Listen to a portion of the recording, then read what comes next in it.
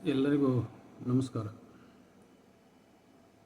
ವೈದಿಕ ಪರಂಪರೆಯ ಮುಖಾಮುಖಿಯಲ್ಲಿ ಆಕೃತಿ ಪಡೆದ ಶರಣ ಪ್ರತಿಪಾದಿತ ಲಿಂಗಾಯತ ವೀರಶೈವ ಧರ್ಮ ಹೋಲಿಕೆ ವ್ಯತ್ಯಾಸ ವಿಡಿಯೋ ಉಪನ್ಯಾಸ ಮಾಲಿಕೆ ಸಂಖ್ಯೆ 6. ವಿಷಯ: ಶರಣರ ಕಾಯಕ ಜೀವಿಯು ಪ್ರಾಚೀನ ಹಿಂದೂ ಸಮಾಜದ ಶೂದ್ರ ಶ್ರಮಿಕನು, ಪ್ರಾಚೀನ ಸಮಾಜದ ಬ್ರಾಹ್ಮಣನು, ಶರಣರ ಜಂಗಮನು, ಒಬ್ಬರದು ದಾನ, ಇನ್ನೊಬ್ಬರದು ದಾಸೋಹ. ಜ್ಞಾನ, ಕರ್ಮ, ಭಕ್ತಿ, ದಾನ ಇಂಥ ಕೆಲವು ಬಿಡಿ ವಿಷಯಗಳನ್ನು ಕೂಡ ನಾನು ಕೊನೆಗೆ ಪ್ರಸ್ತಾಪಿಸಲಿದ್ದೇನೆ.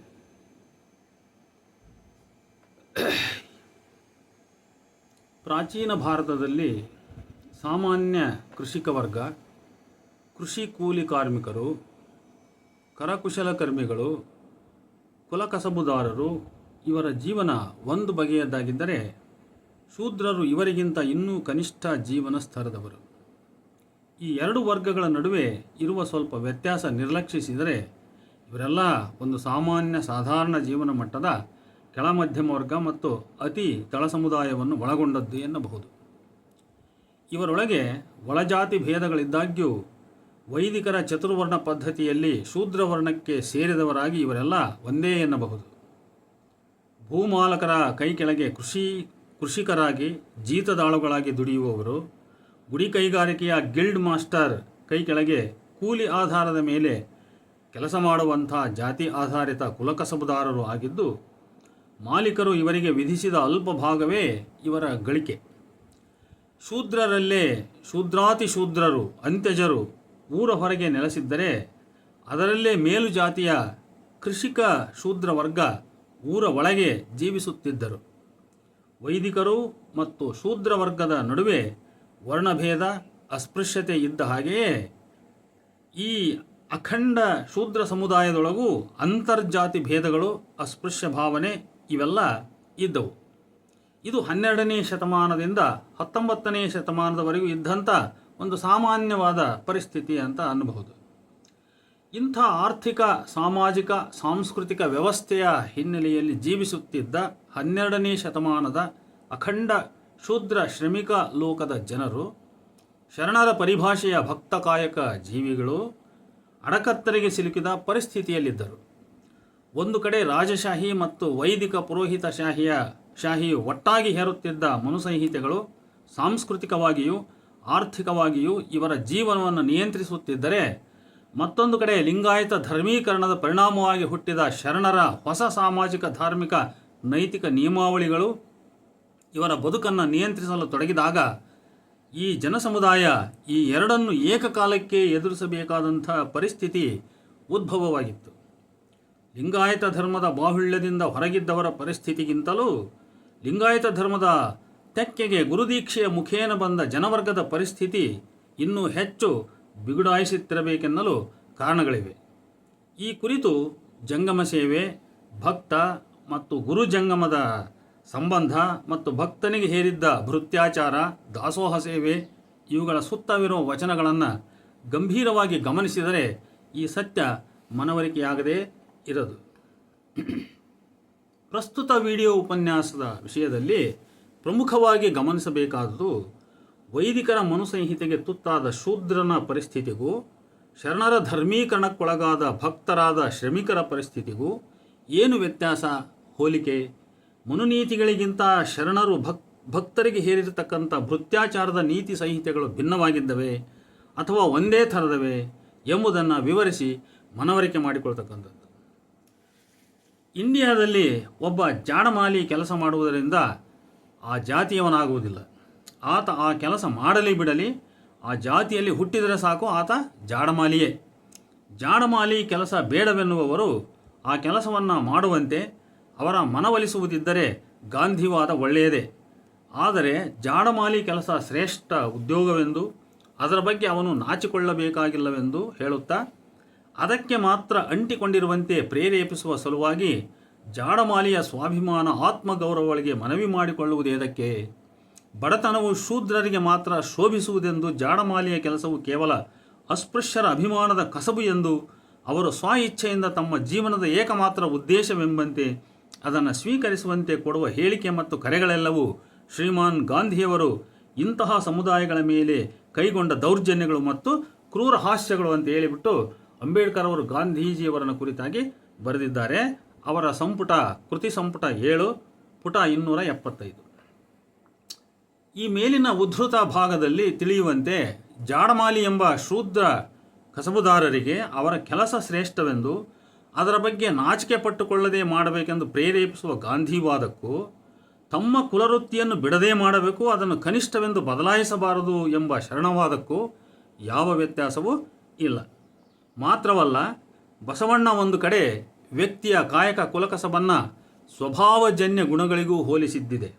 ಉದಾಹರಣೆಗೆ ಬಸವಣ್ಣನ 1163ನೇ ವಚನದಲ್ಲಿ ಬಸವಣ್ಣನವರು ಕಾಯಕದ ಅರ್ಥವನ್ನು ವಿವರಿಸಲು ನೀಡಿರ್ತಕ್ಕಂಥ ಕೆಲ ಉದಾಹರಣೆಗಳೆಂದರೆ, ಕೋಡಗ ತನ್ನ ಹುಟ್ಟುಗುಣವಾದ ಅಣಕಿಸುವುದನ್ನು ಹೇಗೆ ಬಿಡದು ಹಾಗೆಯೇ ಹೆಗ್ಗಣವು ಮಾಳಿಗೆ ತೋಡುವುದನ್ನು ನೆಲ ಬಗೆಯುವುದನ್ನು ಬಿಡದು. ಅಂತೆಯೇ ಗಾರುಡಿಗ ಮತ್ತು ದೂಷಕ ಅವರವರ ಗುಣಮೂಲದ ಅಂದರೆ ಸ್ವಭಾವಜನ್ಯವಾದ ವೃತ್ತಿ ಮೂಲದ ಕೆಲಸ ಮಾಡದೆ ಬಿಡರು. ಇದವರ ಕಾಯಕವಯ್ಯ ಎನ್ನುತ್ತಾರೆ ಬಸವಣ್ಣ. ಈ ವಚನದಲ್ಲಿ ಕಾಣಬರುವಂತೆ ಕಾಯಕ ಅಂದರೆ ಸ್ವಭಾವಜನ್ಯವಾದ ವೃತ್ತಿ ಕಸಬು, ಮೂಲದಿಂದ ಬಂದ ಕೆಲಸಗಳೆಲ್ಲವೂ ಕಾಯಕವೇ. ಇಲ್ಲಿ ಒಳ್ಳೆಯ ಕೆಟ್ಟ ಕೆಲಸ ಅಥವಾ ಒಳ್ಳೆಯ ಕೆಟ್ಟ ಕ್ರಿಯೆ ಎಂಬ ಅರ್ಥ ಇಲ್ಲ. ಇಷ್ಟು ಮಾತ್ರವಲ್ಲ, ಶರಣರ ದೃಷ್ಟಿಯಲ್ಲಿ ಕಾಯಕವು ಆಯಾ ಜೀವಿಗಳಿಗೆ ಜನ್ಮತಃ ಅವರ ಜಾತಿಗಂಟಿ ಬಂದ ಕುಲಕಸಬೇ ಆಗಿದೆ. ಇದಕ್ಕೆ ಕರ್ಮ ಸಿದ್ಧಾಂತದ ನಂಟೂ ಇದೆ. ಅವರು ಇಂಥ ಕಾಯಕವನ್ನು ಕಡ್ಡಾಯವಾಗಿ ಮಾಡಬೇಕಲ್ಲದೆ ಕೀಳೆಂದು ಬದಲಿಸುವಂತಿಲ್ಲ ಎಂಬುದು ಶರಣರ ತಾಕೀತು. ಅಂದರೆ ವೃತ್ತಿ ಆಯ್ಕೆಯ ಸ್ವಾತಂತ್ರ್ಯವನ್ನು ಹಿಂದೂ ಧರ್ಮಶಾಸ್ತ್ರಗಳಂತೆಯೇ ಶರಣತತ್ವಗಳು ಸಹ ನಿರ್ಬಂಧಿಸಿದ್ದವು. ಈ ಕುರಿತು ಹಿಂದೂ ಶಾಸ್ತ್ರದ ಮತ್ತು ವಚನಗಳ ಉದಾಹರಣೆಗಳನ್ನು ಎರಡನ್ನೂ ನಾವು ಒಟ್ಟೊಟ್ಟಿಗೆ ಪಕ್ಕ ನೋಡ್ತಾ ಹೋಗಬಹುದು. ಮೊದಲಿಗೆ ಮನುಸ್ಮೃತಿಯ ಪ್ರಕಾರ ಬ್ರಾಹ್ಮಣರಿಗೆ ವೃತ್ತಿ ಆಯ್ಕೆಯ ಸ್ವಾತಂತ್ರ್ಯವಿದೆ.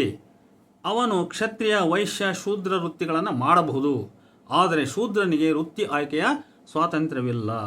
ಮೇಲಿನ 3 ವರ್ಣದವರು, ತ್ರೈವರ್ಣಿಕರು, ಮೇಲ್ವರ್ಣದವರು ಅವರೆಲ್ಲ ಕೆಲಸ ಮಾಡಬಹುದು. ಆದರೆ ಶೂದ್ರ ಕೆಳಗಿನವನು ಮಾತ್ರ ಬೇರೆ ಯಾವ ಕೆಲಸ ಮಾಡೋಂಗಿಲ್ಲ. ಅವನಿಗೆ ಶೂದ್ರನಿಗೆ ನೇಮಿಸಿದ ಕೆಲಸ ಮಾತ್ರ ಮಾಡಬೇಕು ಅಂತೇಳಿ ಪುಟ 130, 134 ಅಂಬೇಡ್ಕರ್ ಸಂಪುಟ 3.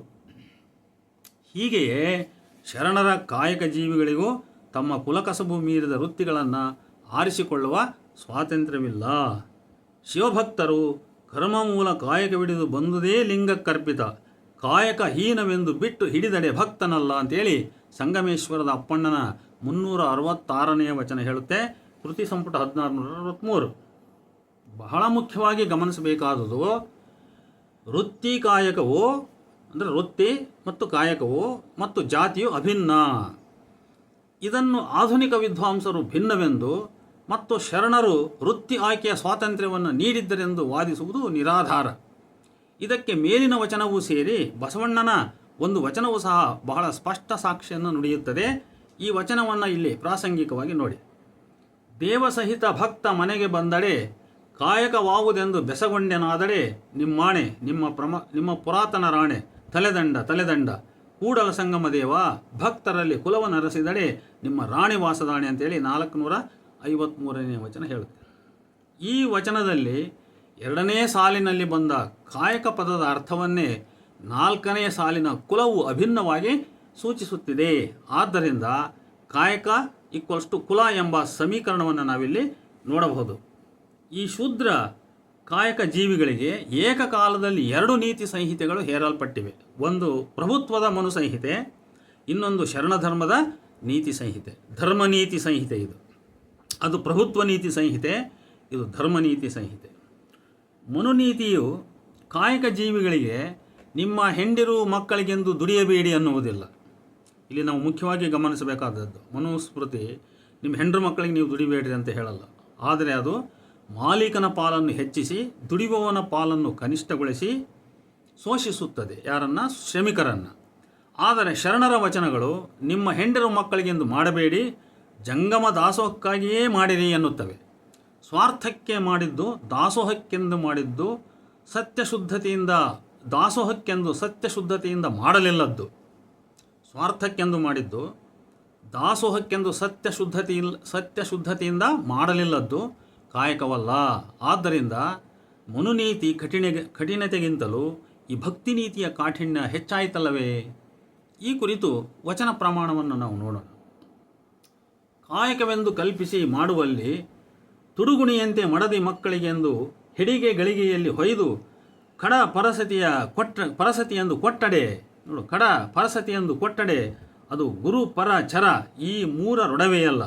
ಆತ ಮೃಢಭಕ್ತನೆಂದು ಅವರ ಮನೆಯಲ್ಲಿ ಒಡಗೂಡಿ ಉಂಡಡೆ ಅಡಗ ನಾಯಿ ತಿಂದು ಮಿಕ್ಕುದ ನರಿ ತಿಂದಂತೆ ಐಘಂಟೇಶ್ವರ ಲಿಂಗವಿ ಸಾಕ್ಷಿಯಾಗಿ ಅಂತೇಳಿ ಸತ್ತಿಗೆಯ ಕಾಯಕದ ಮಾರಿತಂದೆ 601ನೇ ವಚನ ಹೇಳುತ್ತೆ.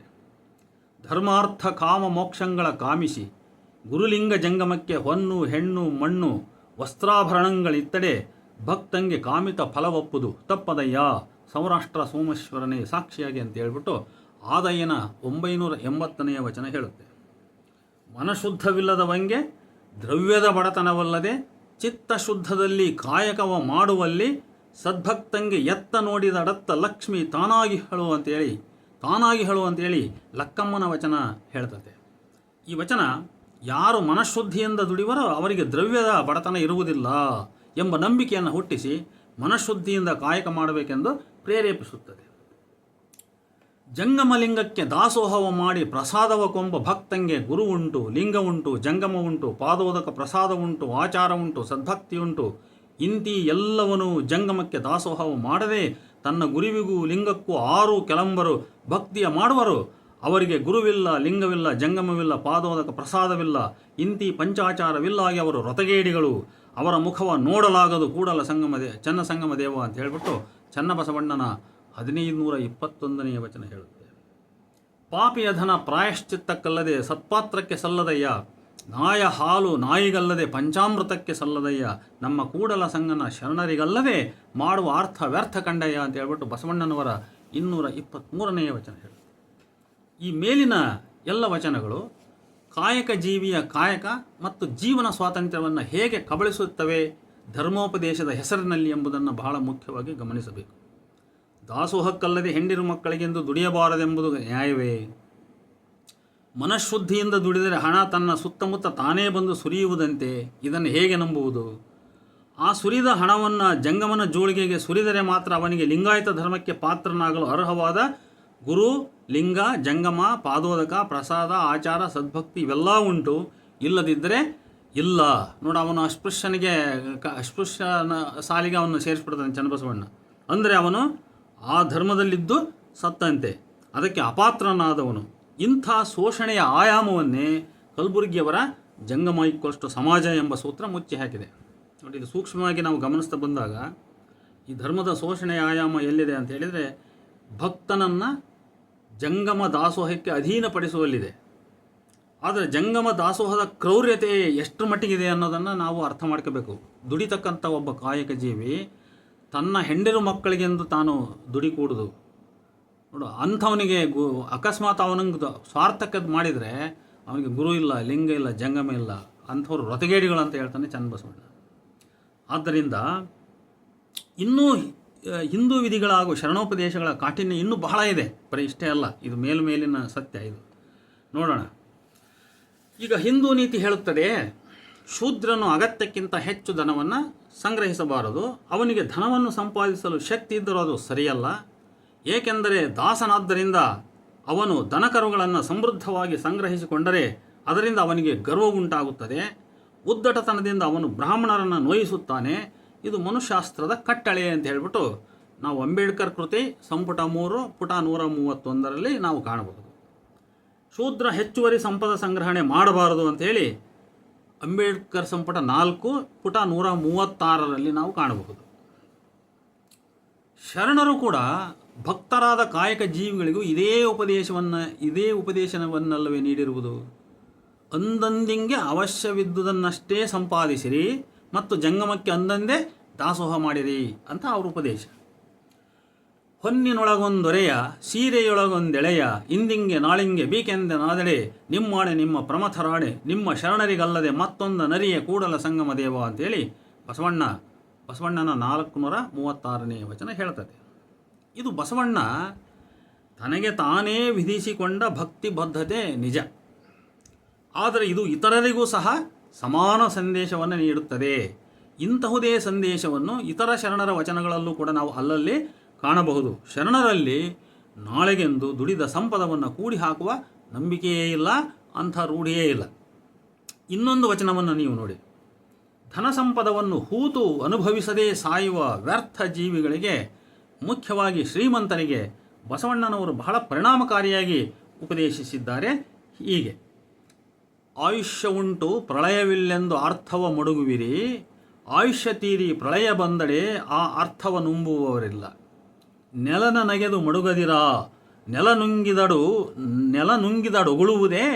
ನೋಡು, ನೆಲನ ನಗೆದು ಮಡುಗದಿರ, ನೆಲ ನುಂಗಿದಡುಗುಳುವುದೇ. ಅದು ಒಮ್ಮೆ ನುಂಗಿದ್ ಬಿಟ್ರೆ ಮತ್ತೆ ಆಮೇಲೆ ಉಗುಳ್ತದ ಅದು. ಕಣ್ಣಿನಲ್ಲಿ ನೋಡಿ ಮಣ್ಣಿನಲ್ಲಿ ನೆರಹಿ ಉಣ್ಣದೆ ಹೋಗದಿರ, ನಿನ್ನ ಮಡದಿಗಿರಲೆಂದಡೆ. ನೋಡಿ, ನಿನ್ನ ಮಡದಿಗಿರಲೆಂದಡೆ ಆ ಮಡದಿಯ ಕೃತಕ ಬೇರೆ.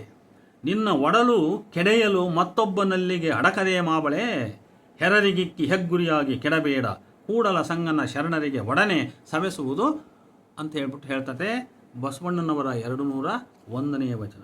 ಇಲ್ಲಿ ಕೆಡೆ ಅಂದರೆ ಬೀಳು, ಕಿಟಲ್ಕೋಶ ಹೇಳ್ತದೆ. ಕೆಡೆ ಅಂದರೆ ಕೆಳಗೆ ಬೀಳು, ನೆಲಕ್ಕೆ ಬೀಳು, ಹಾಳಾಗಿ ಹುಡುಗಿ ಹೋಗು ಅಂತ ಹೇಳ್ಬಿಟ್ಟು ಇನ್ನೊಂದು ಅರ್ಥವೂ ಕೂಡ ಇದೆ. ತನಗೆ ಆಯುಷ್ಯವಿದೆ, ಮೇಲಾಗಿ ಲೋಕ ಪ್ರಳಯ ಕೂಡ ಆಗೋದಿಲ್ಲ ಎಂದು ನಂಬಿದ ಧನಿಕ ತಾನು ಗಳಿಸಿದ ಹೆಚ್ಚಿನ ಸಂಪದವನ್ನು ನೆಲದಲ್ಲಿ ಹೂತಿಡುವನು.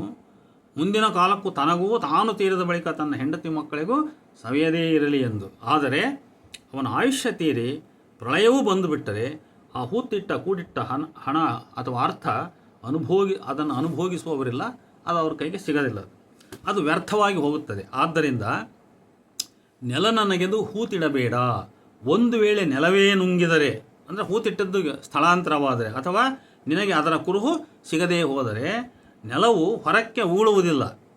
ನೀನು ದುಡಿದ ದ್ರವ್ಯವನ್ನು ಕಣ್ತುಂಬ ನೋಡಿ ಸಂತಸಪಟ್ಟು ನೋಟಿನ ಕಂತೆಗಳನ್ನು ನಾಣ್ಯಗಳನ್ನು ಕಣ್ಣಿಗೊತ್ತಿ ತಲೆಗೆ ಮುಟ್ಟಿಸಿಕೊಂಡಿಟ್ಟು ಅದನ್ನು ಅನುಭವಿಸದೆ ಮಣ್ಣಲ್ಲಿ ಮಣ್ಣಾಗಿ ಹೋಗಬೇಡ. ನೀನು ಗಳಿಸಿದ್ದ ಸಂಪತ್ತು ಹೆರರ ಪಾಲಾಗುವುದು. ಆದ್ದರಿಂದ ಹೆರರಿಗಿಕ್ಕಿ ಹೆಗ್ಗುರಿಯಾಗಿ ಕೆಡಬೇಡ, ಕೂಡಲ ಸಂಗನ ಶರಣರಿಗೆ ಒಡನೆ ಸವೆಸುವುದು. ನೀನು ಅದನ್ನು ಬೇಗ ಅವ್ರಿಗೆ ಖರ್ಚು ಮಾಡಿಬಿಡು. ಸುಮ್ಮನೆ ಅಲ್ಲಿ ಇಲ್ಲಿ ನೀನು ಸಂಪಾದನೆ ಮಾಡಿದ್ದನ್ನು ಅಕ್ಯುಮುಲೇಟ್ ಮಾಡೋಕ್ಕೆ ಹೋಗಬೇಡ ಅಂತ. ನೋಡಿ, ಇದು ಎಕನಾಮಿಕ್ ಪಾಲಿಸಿ. ಇದು ನೀನು ಸುಮ್ಮನೆ ಇದನ್ನು ನೀವು ಸಂಪತ್ತು ಸಂಗ್ರಹ ಮಾಡೋಕ್ಕೆ ಹೋಗಬೇಡ ಅಂತ. ನೋಡಿ, ಇದನ್ನೇ ನಮ್ಮ ಆರ್ಥಿಕ ಚಿಂತನೆಯ ಹಿನ್ನೆಲೆಯಲ್ಲಿ ನಮ್ಮ ಕನ್ನಡ ವಿದ್ವಾಂಸರು ಇದೊಂದು ಸಮತಾವಾದದ ಸಂದೇಶವಾಗಿ ಇದನ್ನು ಅರ್ಥ ಮಾಡಿಕೊಳ್ತಾರೆ. ಬಸವಣ್ಣ ಏನು ಹೇಳ್ತಾನಂತ ಹೇಳಿದರೆ, ಅದು ಶ್ರೀಮಂತರಿಗೆ ಹೇಳಿದ ಮಾತಿರ್ಬೋದು, ಅದು ಬಡವರಿಗೂ ಅನ್ವಯ ಆಗ್ತದೆ. ನೀವು ದುಡಿದದ್ದನ್ನು ನಾಳೆಗೆ ನಾಡ್ದಕ್ಕೆ ಅಂಥೇಳಿ ನಿಮ್ಮ ಭವಿಷ್ಯಕ್ಕಂತ ನೀವು ಸಂಗ್ರಹ ಮಾಡಿ ಇಟ್ಕೊಳಕ್ಕೆ ಹೋಗಬೇಡ್ರಿ. ಅದನ್ನು ಅವತ್ತವತ್ತ ಖರ್ಚು ಮಾಡಿಬಿಟ್ರಿ, ಅದ್ರಾಗೂ ಜಂಗಮ ದಾಸೋಹ ಕೊಟ್ಬಿಡ್ರಿ ಅಂತ ಹೇಳ್ತಾರೆ. ಗಳಿಸಿದ ಸಂಪದವನ್ನು ಶಿವಶರಣರಿಗೆ ಗುರುಜಂಗಮಕ್ಕೆ ವ್ಯಯಿಸು, ಅದನ್ನು ಹೂತಿಟ್ಟು ವ್ಯರ್ಥ ಹಾಳು ಬೇಡ ಅಂತ ನೀತಿ ಬೋಧನೆ. ಇದು ಮುಖ್ಯವಾಗಿ ಧನಿಕರನ್ನೇ ಉದ್ದೇಶಿಸಿದ್ದಾದರೂ ಸಾಮಾನ್ಯ ನೀತಿಯಾಗಿ ಎಲ್ಲ ಶ್ರೀಸಾಮಾನ್ಯರಿಗೆ ಅನ್ವಯವೇ. ಕಾಯಕ ಜೀವಿಯೂ ಸಹ ಅಂದಂದಿಂಗೆ ದುಡಿದು ಅಂದಂದೇ ದಾಸೋಹ ಮಾಡಬೇಕೆಂದಿದೆ ಶರಣ ನೀತಿ. ಬಸವಣ್ಣನವರು ಕೆಲವು ಪೌರಾಣಿಕ ನಿದರ್ಶನಗಳನ್ನಿತ್ತು ಜೀವನದ ಅಗತ್ಯಗಳನ್ನು ಮೀರಿ ಕೀರ್ತಿ ಹೆಸರಿಗೋಸ್ಕರ ಧನ ಸಂಪತ್ ಸಂಗ್ರಹ ವ್ಯರ್ಥ ಎಂದು ಸ್ಪಷ್ಟಪಡಿಸುತ್ತಾರೆ. ಕೀರ್ತಿಗಾಗಿ, ರಾಜಕೀಯ ಅಧಿಕಾರಕ್ಕಾಗಿ ವಾಮ ಮಾರ್ಗದಲ್ಲಿ ಸಂಪತ್ತು ಗಳಿಸುವವರೇ ಹೆಚ್ಚಾಗುತ್ತಿರುವ ಇಂದಿನ ಕಾಲಕ್ಕೆ ಈ ವಚನ ಒಂದು ನೈತಿಕ ಚಾಟಿಯಂತಿದೆ. ಬಲಿಯ ಭೂಮಿ, ಕರ್ಣನ ಕವಚ, ಖಚರನ ಅಸ್ಥಿ, ಶಿಬಿಯ ಮಾಂಸ ವೃಥಾ ಹೋಯಿತಲ್ಲ. ಶಿವಭಕ್ತಿ ಮತಿಕ್ರಮ್ಯ ಯದ್ದಾನಾಂ ಚ ವಿಧೀಯತೆ ನಿಷ್ಫಲಂ ತು ಭವೇದ್ದಾನಾಂ ರೌರವಂ ನರಕಂ ರಜೇತ್ ಅಂತ ಹೇಳ್ಬಿಟ್ಟು ಅದನ್ನು ಮತ್ತೊಮ್ಮೆ ಸ್ವಲ್ಪ ಸ್ಪಷ್ಟವಾಗಿ ಓದೋಣ. ಶಿವಭಕ್ತಿ ಮತಿಕ್ರಮ್ಯ ಯದ್ದಾನಂ ಚ ವಿಧೀಯತೆ ನಿಷ್ಫಲಂ ತು ಭವೇದ್ದಾನಂ ರೌರವಂ ನರಕಂ ರಜೇತ್. ಇಂತೆಂದುದಾಗಿ ಕೂಡಲ ಸಂಗನ ಶರಣರ ನರಿಯದೆ ಕೀರ್ತಿ ವಾರ್ತೆಗೆ ಮಾಡಿದವನ ಧನವು ವೃಥಾ ಹೋಯಿತಲ್ಲ ಅಂತ ಹೇಳ್ಬಿಟ್ಟು ಬಸವಣ್ಣನವರ 224ನೇ ವಚನ ಹೇಳ್ತದೆ. ಅಂಗದಲ್ಲಿ ಅಳವಟ್ಟಿಪ್ಪ ಆಚಾರವೇ ಲಿಂಗವೆಂದರಿದೆನು, ಮನದಲ್ಲಿ ಬೆಳಗುತ್ತಿಪ್ಪ ಅರಿವೇ ಜಂಗಮವೆಂದರಿದೆನು, ಈ ಎರಡರ ಸಂಘವೇ ತಾನೆಂದರಿದೆನು, ಮಾಡುವ ದಾಸೋಹವೇ ಲಿಂಗ ಜಂಗಮವೆಂದರೆ. ನೋಡಿ, ಅಂತಿಮವಾಗಿ ಲಿಂಗ ಜಂಗಮ ಯಾವುದಂದರೆ ದಾಸೋಹ ಅಂತ. ಹೀಗೆ ಹಿಂದಿನ ನಾವು ಮನುಸ್ಮೃತಿಯ ವಿಚಾರಗಳನ್ನು ನೋಡಿದ್ವಿ. ಅಲ್ಲಿ ಶೂದ್ರನು ಸಂಗ್ರಹ ಮಾಡಿದರೆ ಅವನಿಗೆ ಗರ್ವ ಬರ್ತೈತೆ ಅನ್ನುವ ನೀತಿ ಅಲ್ಲಿದೆ, ಅವನು ಸಂಗ್ರಹ ಮಾಡಿಕೊಡೋದು ಅಂತ. ಸ್ವಲ್ಪ ಇಲ್ಲಿ ಇವರು ಏನು ಹೇಳ್ತಾರೆ, ಶ್ರಮಿಕರಿಗೆ, ಕಾಯಕ ಜೀವಿಗಳಿಗೆ, ಇವರು ಭಕ್ತರು ಇವರು. ನೋಡ್ರಪ್ಪ, ನೀವು ಇಂದಿಗೆ ನಾಳೆಗೆ ಅಂತ ಕೂಡಿಡಬೇಡ್ರಿ. ಇಂದಿಗೆ ನಾಳೆಗೆ ಅಂತ ಕೂಡಿಟ್ರೆ ನೀವು ಭಕ್ತಿಗೆ, ಶಿವಭಕ್ತಿಗೆ ಪಾತ್ರರಾಗಲ್ಲ, ಗುರು ಜಂಗಮ ಲಿಂಗಕ್ಕೆ ನೀವು ಪಾತ್ರರಾಗಲ್ಲ, ನೀವು ವ್ರತಗೇಡಿಗಳಾಗ್ತೀರಿ ಅಂತ ಹೇಳ್ತಾರೆ. ಇವರು ಹೇಳೋ ರೀತಿ ಸ್ವಲ್ಪ ಬೇರೆ. ಧನಲೋಭಿತನ ಭಕ್ತಿಗೆ ಹಾನಿ, ಅವನಿಗೆ ಅವನ ಧನದ ಚಿಂತೆಯೇ. ಲಿಂಗ ವ್ಯಸನ ಜಂಗಮ ಪ್ರೇಮಕ್ಕೆ ಅವಕಾಶವೆಲ್ಲಿ. ಮಾಡಿ ನೀಡಿ ಲಿಂಗವ ಪೂಜಿಸಿವೆಂಬರು ನೀವೆಲ್ಲ ಕೇಳಿರಣ್ಣ.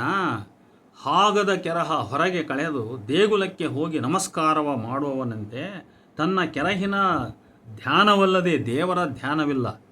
ಧನವನಿರಿಸದಿರ ಇರಿಸಿದಡೆ ಭವ ತಪ್ಪದು, ಕೂಡಲ ಸಂಗನ ಶರಣರಿಗೆ ಸವೆಸಲೇಬೇಕು. ನೋಡಿ, ಈ ಮಾತುಗಳನ್ನು ನಾವು ಒತ್ತು ಕೊಟ್ಟ ಬಸವಣ್ಣ ಹೇಳಿರೋದ್ರಿಂದ ಚೆನ್ನಾಗಿ ಇದನ್ನು ಮನನ ಮಾಡಿಕೋಬೇಕು ನಾವು. ಧನವನಿರಿಸದಿರ ಇರಿಸಿದೆಡೆ ಭವ ತಪ್ಪದು, ಕೂಡಲ ಸಂಗನ ಶರಣರಿಗೆ ಸವೆಸಲೇಬೇಕು. ಇದು 199ನೇ ಬಸವಣ್ಣನ ವಚನ. ಹಾಗದ ಕೆರಹ ಅಂದರೆ ಕಿಮ್ಮತ್ತಿನ ಕೆರಹ. ಕಿಮ್ಮತ್ತಿನ ಕೆರವನ್ನು ನಾವು ದೇವರ ಗುಡಿಯೊಳಗೆ ಹೋದ ಭಕ್ತನಿಗೆ ತನ್ನ ಚಪ್ಪಲಿಗಳನ್ನು ಯಾರಾದರೂ ಕದ್ದೊಯ್ದುಬಿಟ್ಟಾರನ್ನೋ ಚಿಂತೆ ಇರ್ತೈತಿ. ಅವನೆಲ್ಲೂ ಗುಡಿ ಅಂಗಳದಲ್ಲಿ ಬಿಟ್ಟು ಗುಡಿ ಹತ್ತಿ ಹೋಗಿರ್ತಾನೆ. ಆವಾಗ ದೇವರ ಮೇಲೆ ಅವನಿಗೆ ತನ್ಮಯತೆ, ಭಕ್ತಿ ಅವನಿಗೆ ಬರಲಿಕ್ಕೆ ಸಾಧ್ಯವೇ? ಹಾಗೆ ಕೂಡ ಸಂಪತ್ತು ಮಾಡಿದ ಶ್ರೀಮಂತರಿಗೂ ಕೂಡ ಅವರ ಸಂಪತ್ತಿನ ಮೇಲೆ ಚಿಂತೆ ಇರ್ತದೆ ಹೊರತು ದೇವರ ಭಕ್ತಿ ಚಿಂತೆ ಮೂಡಲಿಕ್ಕೆ ಸಾಧ್ಯವಿಲ್ಲ. ಹೀಗೆ ಸಂಪತ್ತು ಭಕ್ತಿಗೆ ಹಾನಿ ಅಂತ. ಆದರೆ ಅದೇ ಸಂಪದವನ್ನೇ ಶರಣರಿಗೆ ಜಂಗಮಕ್ಕೆ ಖರ್ಚು ಮಾಡಿದರೆ ಅದು ಅದು ಸಾರ್ಥಕವಾಗುತ್ತದೆ ಅಂತ. ಸಂಪತ್ತು ಅಂದರೆ ಸಂಪತ್ತು ತಾನು ಕೂಡಿಟ್ಟುಕೊಂಡ್ರೆ ಅವನಲ್ಲಿ ಕಳವಳ ಹುಟ್ಟಿಸ್ತೈತಿ, ಅಂಜಿಕೆ ಹುಟ್ಟಿಸ್ತೈತಿ, ಅನುಮಾನ ಹುಟ್ಟಿಸ್ತೈತಿ, ಅದು ಭಕ್ತಿಗೆ ಹಾನಿ. ಆದರೆ ಅದನ್ನು ಜಂಗಮಕ್ಕೆ ಕೊಟ್ಟು ಕೈ ತೊಳ್ಕೊಂಡ್ಬಿಟ್ರೆ ಇದರಿಂದ ಯಾವ ಚಿಂತೆ ಇಲ್ಲ, ಶಿವಚಿಂತೆ ಶುರುವಾಗ್ತದೆ ಅಂತ. ನೋಡಿ, ಈ ಮೇಲಿನ ವಚನಗಳಲ್ಲಿ ಕೆಲವು ಶ್ರೀಮಂತರನ್ನು ಉದ್ದೇಶಿಸಿಯೇ ನೀಡಿದ ಉಪದೇಶ ವಾಕ್ಯಗಳು ನಿಜ. ಆದರೆ ಶ್ರೀಮಂತರಿಗೆಂದೇ ಹುಟ್ಟಿದ ಉಪದೇಶಕನ ಬಾಯಿಯಿಂದ ಸಾಮಾಜಿಕರ ಮನ್ನದಂಗಳಕ್ಕೆ ಬಿದ್ದಾಗ ಅದರ ಅರ್ಥ ಮತ್ತು ಬಳಕೆ ಎರಡೂ ಸಾರ್ವತ್ರಿಕವಾಗಿ, ಅವು ಬಡವ ಶ್ರೀಮಂತ ಎಂಬ ಭೇದವಿಲ್ಲದೆ ಎಲ್ಲರಿಗೂ ಅನ್ವಯವಾಗಿ ಎಲ್ಲರಲ್ಲಿಯೂ ಒಂದು ಸಾಮಾನ್ಯವಾದ ನಂಬಿಕೆಯನ್ನು ಹುಟ್ಟಿಸುತ್ತವೆ ಎಂಬುದನ್ನು ಅರಿಯಬೇಕು. ಇಲ್ಲಿ ಬರೀ ಶ್ರೀಮಂತರಿಗೆ ಹೇಳಿದ್ದ ಅವರಷ್ಟು ಬಡ, ಅದು ಅವರಿಗೆ ಅಷ್ಟು ಅನ್ವಯ ಅಂತಲ್ಲ. ಆ ಮಾತು ಹೊರಗೆ ಬಿದ್ದ ಮೇಲೆ ಅದನ್ನು ಎಲ್ಲ ಜನಸಾಮಾನ್ಯರು ಅದನ್ನು ಅರ್ಥ ಮಾಡಿಕೊಳ್ತಾರೆ ಅಂತ. ಒಟ್ಟಿನಲ್ಲಿ ಕಾಯಕ ಜೀವಿಗಳು, ಧನಿಕರು ಸಹ ತಮ್ಮ ದುಡಿಮೆಯ ಒಂದಷ್ಟು ಪಾಲನ್ನು ಜಂಗಮಕ್ಕೆ ದಾಸೋಹವಾಗಿ ವ್ಯಯಿಸದೇ ಇದ್ದರೆ ಅವರ ಜೀವನ, ದುಡಿಮೆ, ಗಳಿಸಿದ ಸಂಪದ ಎಲ್ಲವೂ ವ್ಯರ್ಥ. ಹಾಗೆಯೇ ಲೋಭಿತನದಿಂದ ಸಂಪದವನ್ನು ಹೂತಿಡುವುದು ಸರಿಯಲ್ಲ. ಭಕ್ತ ಜನರು ಇಂಥ ಧರ್ಮನೀತಿ ಎದುರಿಸುತ್ತಿರುವಾಗಲೇ ಅತ್ತ ಹೊರಗಿಂದ ಈ ಭಕ್ತನಿಗೆ ರಾಜಶಾಹಿ ಏರಿದ ಮನುನೀತಿಗಳು, ತೆರಿಗೆಯ ನೀತಿಗಳು ತಪ್ಪಿವೆ. ಇದನ್ನು ಅರ್ಥ ಮಾಡ್ಕೋಬೇಕು ನಾವು. ಈ ಕಡೆಗೆ ಇಲ್ಲಿ ಶರಣರ ನೀತಿಗಳು ಹೀಗಿವೆ. ಯಾಕಂದರೆ ಭಕ್ತರು ಎರಡೂ ನೀತಿಗಳ ಮಧ್ಯೆ ಬದುಕ್ತಾ ಇದ್ದಾರೆ ಇವರು. ಒಂದು ಕಡೆ ಶರಣರ ನೀತಿಯೂ ಇದೆ, ಇನ್ನೊಂದು ಕಡೆ ರಾಜಶಾಹಿಯ ನೀತಿಯೂ ಕೂಡ ಇದೆ. ಏಕೆಂದರೆ ಶರಣರ ಲೋಕವಿರುವುದು ಬಿಜ್ಜಳ ಸಾಮ್ರಾಜ್ಯದ ಹೊರಗಲ್ಲ, ಒಳಗೆ. ದಾಸೋಹ ಮಾಡಿದವನು ದಾಖಲೆಯನ್ನು ಸಲ್ಲಿಸಿದಲ್ಲಿ ATC ಸೆಕ್ಷನ್ ಅಡಿ ತೆರಿಗೆಯಲ್ಲಿ ಪೂರ್ಣ ವಿನಾಯಿತಿಯುಂಟು ಅಂತ ಏನಾದರೂ ಬಿಜ್ಜಳನ ಅಥವಾ ಬಸವಣ್ಣನವರ ನಿಯಮವಿತ್ತೆ? ಭಂಡಾರಿ ಬಸವಣ್ಣನವರು ಆರ್ಥಿಕ ಹೊರೆಯನ್ನು ಹೊತ್ಕೊಂಡಿದ್ದರು, ಜವಾಬ್ದಾರಿಯನ್ನು. ಅಂಥದ್ದೇನಾದರೂ ನೀವು ಜಂಗಮ ದಾಸೋಹಕ್ಕೆ ಮಾಡಿದರೆ ಒಂದು ರಸೀದನ್ನು ತಂದು ಕೊಟ್ಟರೆ ನಿಮಗೆ ಟ್ಯಾಕ್ಸ್ ಫ್ರೀ ಅಂತ ಹೇಳ್ಬಿಟ್ಟು ಏನಾದ್ರು ರೂಲ್ಸ್ ಇತ್ತು ಅವತ್ತು? ಇಲ್ಲ. ಒಂದು ಕಡೆ ಧಾರ್ಮಿಕ ಶೋಷಣೆಯ ದಾಸೋಹ, ಇನ್ನೊಂದು ಕಡೆ ರಾಜಶಾಹಿಯ ಆರ್ಥಿಕ ಶೋಷಣೆ, ವೈದಿಕ ಶಾಹಿಯ ಮನುಸಂಹಿತೆಗಳ ಹೇರಿಕೆ. ಹೀಗೆ ಭಕ್ತನು ಏನಾಗಿರಬಹುದು? ಆರ್ಥಿಕ ತಜ್ಞರು, ವಚನಪ್ರಾಜ್ಞರು ಆದ ಕೆಲ ವಿದ್ವಾಂಸರು ಈ ಕುರಿತು ಏನು ಚಿಂತನೆ ಮಾಡಿರುವರು? ಇದ್ರ ಬಗ್ಗೆ ಅವರ ಚಿಂತನೆ ಏನು, ಅವರ ಅಭಿಪ್ರಾಯ ಏನು ಅಂತ ನಮಗೆ ಪ್ರಶ್ನೆ ಹೇಳ್ತದೆ. ಈಗ ಮತ್ತೊಂದು ಅಂಶಕ್ಕೆ ಹೋಗೋಣ. ಶೂದ್ರನು ತ್ರೈವರ್ಣಿಕರ ಸೇವೆಯನ್ನಷ್ಟೇ ಮಾಡಬೇಕು, ಅದರಲ್ಲೂ ಮುಖ್ಯವಾಗಿ ಬ್ರಾಹ್ಮಣನ ಸೇವೆ ಮಾಡಬೇಕು. ಧರ್ಮಶಾಸ್ತ್ರ ಬೋಧಿಸುವಂಥ ಬ್ರಾಹ್ಮಣರಿಗೆ ಗೌರವವನ್ನು ಕೊಡುವುದು, ಶರಣತತ್ವ ಬೋಧಿಸುವಂತಹ ಜಂಗಮನಿಗೆ ಗೌರವ ಕೊಡುವುದನ್ನು ನಾವು ಇಲ್ಲಿ ಪರಸ್ಪರ ಪಾಲಿಸಬಹುದು. ನೋಡಿ, ಇದಕ್ಕೆ ರೆಫರೆನ್ಸು ನಾನಲ್ಲಿ ಅಂಬೇಡ್ಕರ್ ಸಂಪುಟ 6 ಪುಟ 198, 199. ಅಂದರೆ ಶೂದ್ರ ತ್ರೈವರ್ಣಿಕರ ಸೇವೆಯನ್ನು ಅಷ್ಟೇ ಮಾಡಬೇಕು, ಅದರಲ್ಲೂ ಮುಖ್ಯವಾಗಿ ಬ್ರಾಹ್ಮಣರ ಸೇವೆ ಮಾಡಬೇಕು, ಬ್ರಾಹ್ಮಣರಿಗೆ ಗೌರವ ಕೊಡಬೇಕು ಅಂತ ಅಲ್ಲಿ ಮನುಸ್ಮೃತಿಯಲ್ಲಿ ಹಿಂದೂ ಧರ್ಮಶಾಸ್ತ್ರದಲ್ಲಿ ಹೇಳ್ತದ್ದು. ಇಲ್ಲಿ ಶರಣರು ಏನು ಹೇಳ್ತಾರೆ? ನೀನು ಜಂಗಮ ಸೇವೆಯನ್ನು, ಗುರು ಜಂಗಮರ ಸೇವೆಯನ್ನು ಮಾಡು ಅಂತ ಹೇಳ್ತಾರೆ. ಎರಡನ್ನು ಹೋಲಿಸ್ಬೋದು ನಾವಿಲ್ಲಿ. ಅಂತೆಯೇ ಭಕ್ತನು ಗುರು ಜಂಗಮಕ್ಕೆ ಭೃತ್ಯಾಚಾರ ಸೇವೆ ಸಲ್ಲಿಸತಕ್ಕದ್ದು ಅಂತ. ಬಸವಣ್ಣನ 203ನೇ ವಚನವು ತನು ಮನ ಧನ ಸೇವೆ ಎಂಬವು ನೇರವಾಗಿ ಭಕ್ತನ ಮೂಗಿನ ಮೇಲಿರುವ ಕತ್ತಿಗಳು. ಅವುಗಳನ್ನು ಲಿಂಗ ಜಂಗಮಕ್ಕೆ ಮಾಡಬೇಕು. ಆದರೆ ಮಾಡಿಹೆನೆಂಬ ಅಹಂ ಭಾವ ತಾಳಿದರೆ ಸಾಕು, ಅವು ಮೂಗ ಕೊಯ್ಯುವೆಂಬ ಎಚ್ಚರಿಕೆಯನ್ನು ನೀಡುತ್ತದೆ. ಭಾಳ ಫೇಮಸ್ ಸಾಲು, ಮಾಡಿದನೆಂಬುದು ಮನದಲ್ಲಿ ಹೊಳೆದರೆ ಏಡಿಸಿ ಕಾಡಿತ್ತು ಶಿವನ ಡಂಗುರ ಅಂತ. ನಿಜವಾದ ಭಕ್ತನು ಮಾಡಿಯೂ ನೀಡಿಯೂ ಮಾಡದಂತೆ ನೀಡದಂತೆ ಇರಬೇಕು. ಮಾಡಿದೆ ನೀಡಿದೆನೆಂಬುದು ಮನಸ್ಸಿನಲ್ಲಿಯೂ ಕೂಡ ಹೊಳೆಯಬಾರದು ಯಾವ ಕಾರಣಕ್ಕೂ. ಇದು ಭಕ್ತನ ಧಾರ್ಮಿಕ ನಡೆಬದ್ಧತೆಯಾಗಿರಬೇಕು ಎಂಬ ಆಗ್ರಹ ಶರಣರದು. ಇನ್ನು 204ನೇ ವಚನವೂ ಸಹ ತನು ಮನ ಧನಗಳನ್ನು ಲಿಂಗ ಜಂಗಮಕ್ಕೆ ಮಾಡಬೇಕು, ಶರಣರಿಗೆ ಅಂಜಬೇಕು ಎಂದೇ ಆಗ್ರಹಿಸುತ್ತದೆ. ಭಕ್ತನ ಗುಣ ಪರೀಕ್ಷಿಸುವವನು ಜಂಗಮ. ಜಂಗಮದ ಸೇವೆಗೈದು ಜಂಗಮದ ಮೆಚ್ಚುಗೆ ಪಡೆದವನೇ ನಿಜವಾದ ಭಕ್ತ. ಈ ರೀತಿ ತನ್ನನ್ನು ಪರೀಕ್ಷೆಗೊಡ್ಡಿಕೊಂಡವನಿಗೆ ಬೇಡಿದ ಪದವಿಯ ನೀವ ಕೂಡಲ ಸಂಗಮ ದೇವ ಅಂತ ಹೇಳ್ಬಿಟ್ಟು ಬಸವಣ್ಣನವರ 672ನೇ ವಚನ ಮತ್ತು 428ನೇ ವಚನ ಎರಡನ್ನು ನೀವು ನೋಡಬಹುದು. ಈ ವಚನವು ಜಂಗಮವನ್ನು ಭಕ್ತನು ಸಂಪೂರ್ಣವಾಗಿ ನಂಬಬೇಕೆಂದು ಉಪದೇಶಿಸುತ್ತದೆ. ನೀನು ಜಂಗಮವನ್ನು ನಂಬು ಅಂತ ಉಪದೇಶಿಸುತ್ತದೆ. ಲಿಂಗದಲ್ಲಿ ದಿಟವನ ಅರಸುವಡೆ ಜಂಗಮವ ನೆರೆ ನಂಬುವುದು ಅಂದರೆ ಸಂಪೂರ್ಣ ನಂಬುವುದು ಅಂತ. ನೋಡು, ಲಿಂಗದಲ್ಲಿ ದಿಟವನ ಅರಸುವಡೆ, ನೀನು ಲಿಂಗದಲ್ಲಿ ಶಿವನನ್ನು ಕಾಣಬೇಕು ಅನ್ನುವುದಾದರೆ ನೀನು ದಿಟವನ ಅರಸುವಡೆ ಅಂದರೆ ಸತ್ಯವನ್ನು ಅರಸುವಡೆ ಅಂತ. ಸತ್ಯ ಅಂದರೆ ಶಿವನನ್ನು ಅರಸುವಡೆ ಅಂತ ಅರ್ಥ ಅಲ್ಲಿ.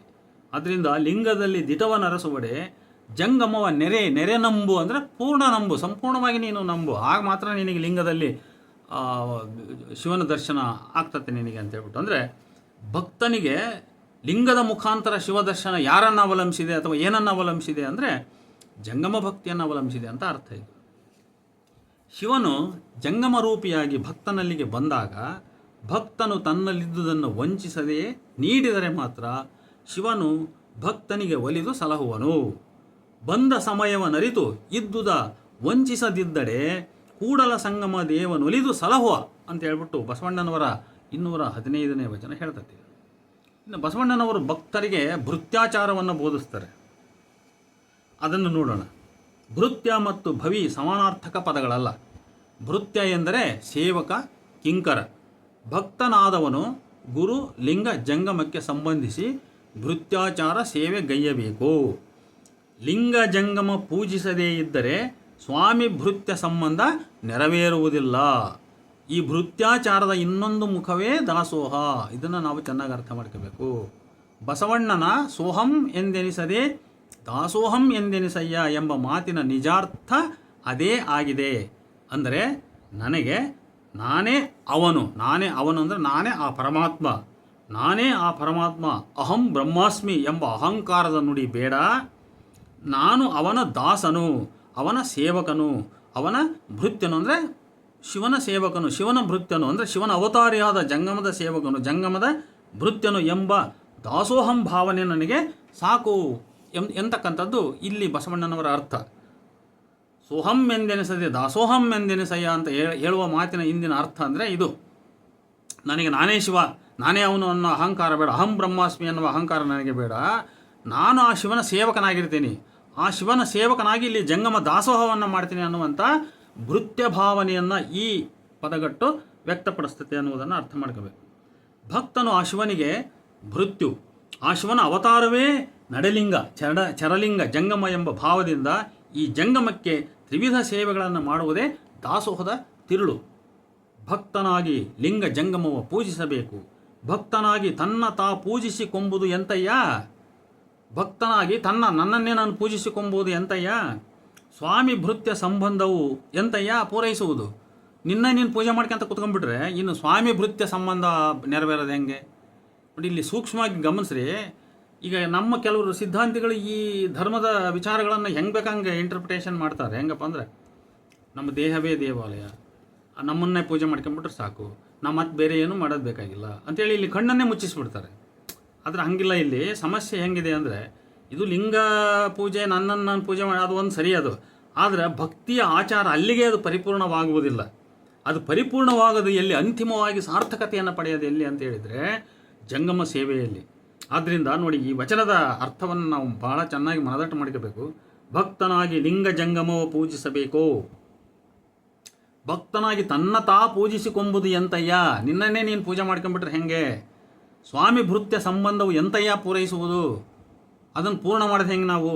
ಕೂಡಲ ಸಂಗಮ ದೇವ ಕಣ್ಣ ಕಟ್ಟಿ ಕನ್ನಡಿಯ ತೋರುವಂತೆ ಅಂತ ಹೇಳ್ಬಿಟ್ಟು 185ನೇ ವಚನ ಹೇಳುತ್ತೆ.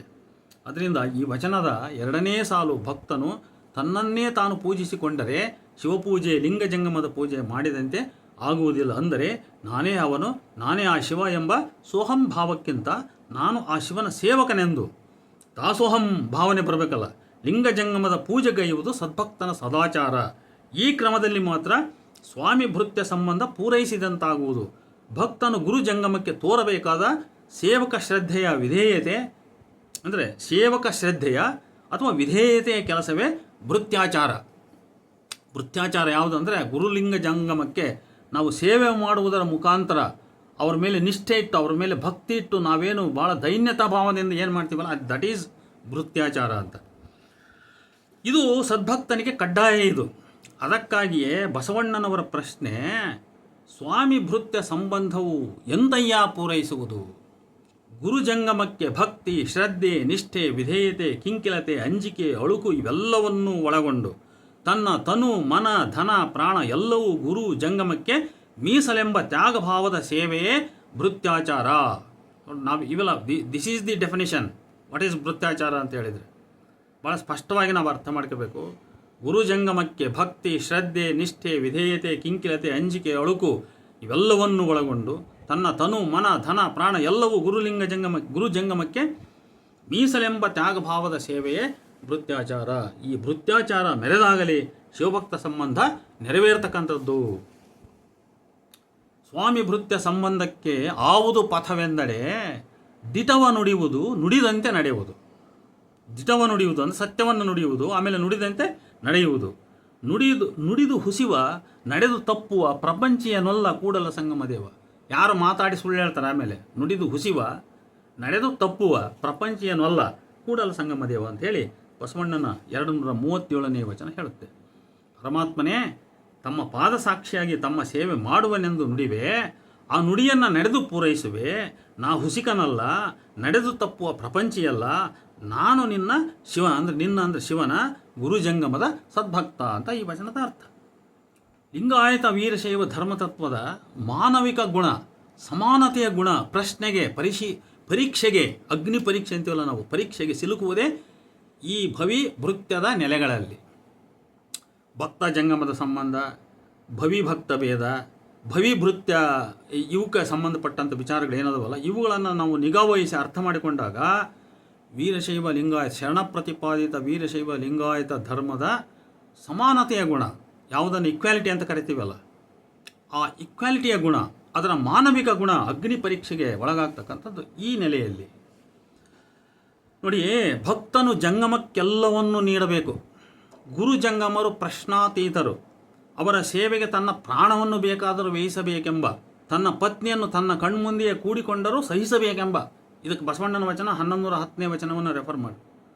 ನೆಲೆ ತಲುಪಿದಾಗ ಈ ಧರ್ಮತತ್ವದ ಮಾನವಿಕ ಗುಣಗಳು ಪ್ರಶ್ನೆಗೆ ಒಳಗಾಗುತ್ತೆ. ಆವಾಗ ನಾವು ಕ್ವಶನ್ ಮಾಡಬೇಕಾಗ್ತದೆ. How can it be called as communism, how can it be called as humanism ಅಂತ ಹೇಳ್ಬಿಟ್ಟು ಇದನ್ನು ಯಾವ ರೀತಿಯಲ್ಲಿ ನಾವು ಇದು ಮಾಡಬೇಕು ಅಂತ ಪ್ರಶ್ನೆ ಬರ್ತದೆ. ಆದ್ದರಿಂದ ದಯೆಯೇ ಧರ್ಮದ ಮೂಲ ಎಂಬ ತತ್ವವು ತಾನೇ ನಿರ್ದಯದ ಭಕ್ತಿ ನಡವಳಿಕೆಗಳನ್ನು ಭಕ್ತನಿಗೆ ಆಗ್ರಹಪೂರ್ವಕವಾಗಿ ಬೋಧಿಸಿದಾಗ ಆ ತತ್ವದ ಆತ್ಮವಂಚನೆ ಎದ್ದು ಕಾಣುತ್ತದೆ. ದಯೆ ಇಲ್ಲದ ಧರ್ಮ ಅದಾವುದಯ್ಯ ಅಂತ ಹೇಳ್ಬಿಟ್ಟು ಬಸವಣ್ಣನವರು ಹೇಳಿದ್ರಲ್ಲ. ಆಮೇಲೆ ಸಕಲ ಜೀವಿಗಳಿಗೆ ಲೇಸ ಬಯಸುವುದೇ ಧರ್ಮ ಅಂತ ಬೇರೆ ಹೇಳಿದ್ರಲ್ಲ.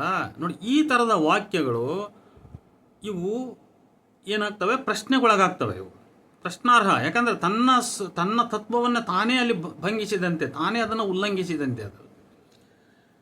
ಇದನ್ನು ವಿದ್ವಾಂಸರು ಪ್ರಾಜ್ಞರು ಗಮನಿಸಬೇಕು. ನೋಡಿ, ಈ ಬಗ್ಗೆ ಕೆಳಗಿನ ವಚನಗಳನ್ನು ಗಮನಿಸಿ ನೀವು. ಅಂದರೆ ಒಂದು ರೀತಿಯ ಆತ್ಮವಂಚಕತ್ವ ಈ ಧರ್ಮತತ್ವದ ಆಂತರ್ಯದಲ್ಲಿದೆ ಅಂತ ನನಗನ್ನಿಸ್ತೈತಿ. ಶಿವಶರಣರಿಗೆ ಪಡಿ ಪದಾರ್ಥಗಳು ತೀರಿದರೆ ತನ್ನ ದೇಹವನ್ನೇ ಸವೆಸುವೆ ಎಂಬ ದೃಢಭಕ್ತಿ ಸಂಕಲ್ಪ. ನೋಡಿ, ಸಯದಾನ ಸವೈತ್ಯೆಂದು ಬೆದರಿದನಾದರೆ ನಿಮ್ಮಾಣೆ ನಿಮ್ಮ ಪ್ರಮಥರಾಣೆ ಪಡಿಪದಾರ್ಥಗಳು ಅವಸರಕ್ಕೆ ಒದಗದೇ ಇದ್ದಲ್ಲಿ ಮನವೊಳಕಿ ಬೆದರಿದನಾದಡೆ ನಿಮ್ಮ ಭಕ್ತರಿಗೆ ಸಲ್ಲೆನು.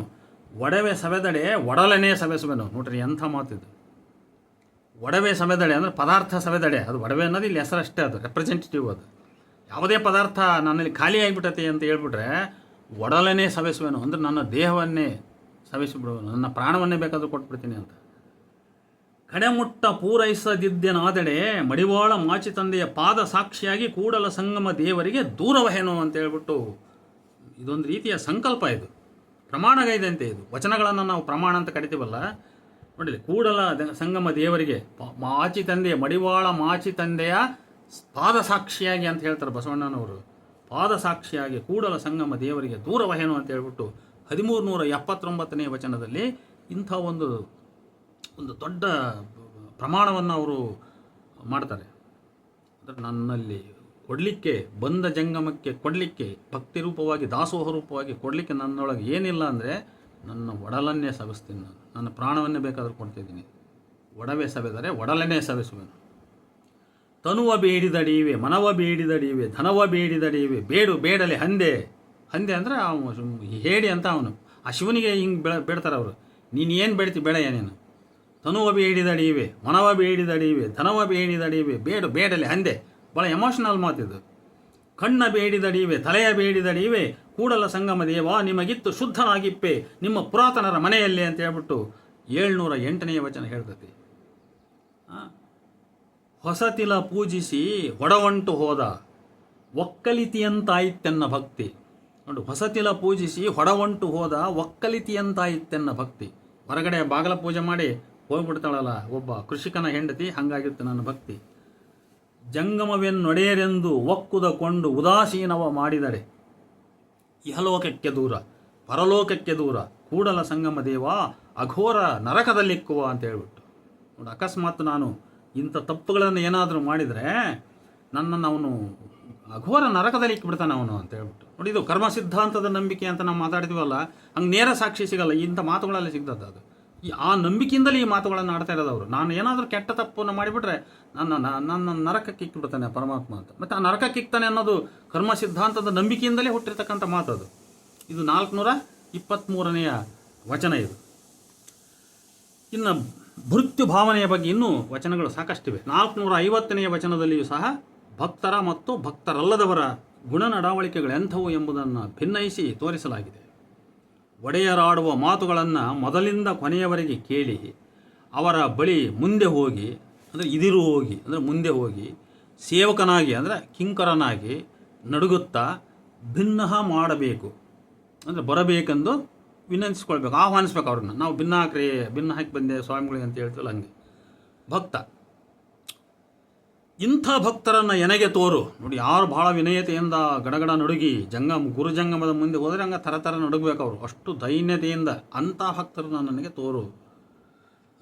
ಆದರೆ ಒಡೆಯರಾಡುವ ಮಾತು ಕಂಡು ಕರದಲ್ಲಿಯೇ ಕೆಡವಿ ತುಳಿದು ಅಂದರೆ ಕೆಡೆಮೆಟ್ಟಿ ತನ್ನ ಬಾಯಿ ಘನವೆಂದು ಆಡುವವನನ್ನು ಮಾತ್ರ ನನಗೆ ತೋರಬೇಡ. ನನ್ನ ಮಾತೇ ನಿಜ, ನನ್ನ ಮಾತೇ ಗಟ್ಟಿ ಅಂತ ಹೇಳ್ಬಿಟ್ಟು ಗರ್ವ ತೋರಿಸ್ತಾನಲ್ಲ, ಅಹಂಕಾರ ಅವನನ್ನು ನನಗೆ ನೀನು ಅಂಥವನನ್ನು ತೋರಿಸ್ಬೇಡ ನನಗೆ. ಕೂಡಲ ಸಂಗಮ ದೇವ, ನಾನು ನಿಮ್ಮನ್ನು ಬೇಡುವುದಿದು ಒಂದೇ ವರವನ್ನು ಅಂತ ಬೇಡ್ತಾರೆ ಯಾರು? ಬಸವಣ್ಣ.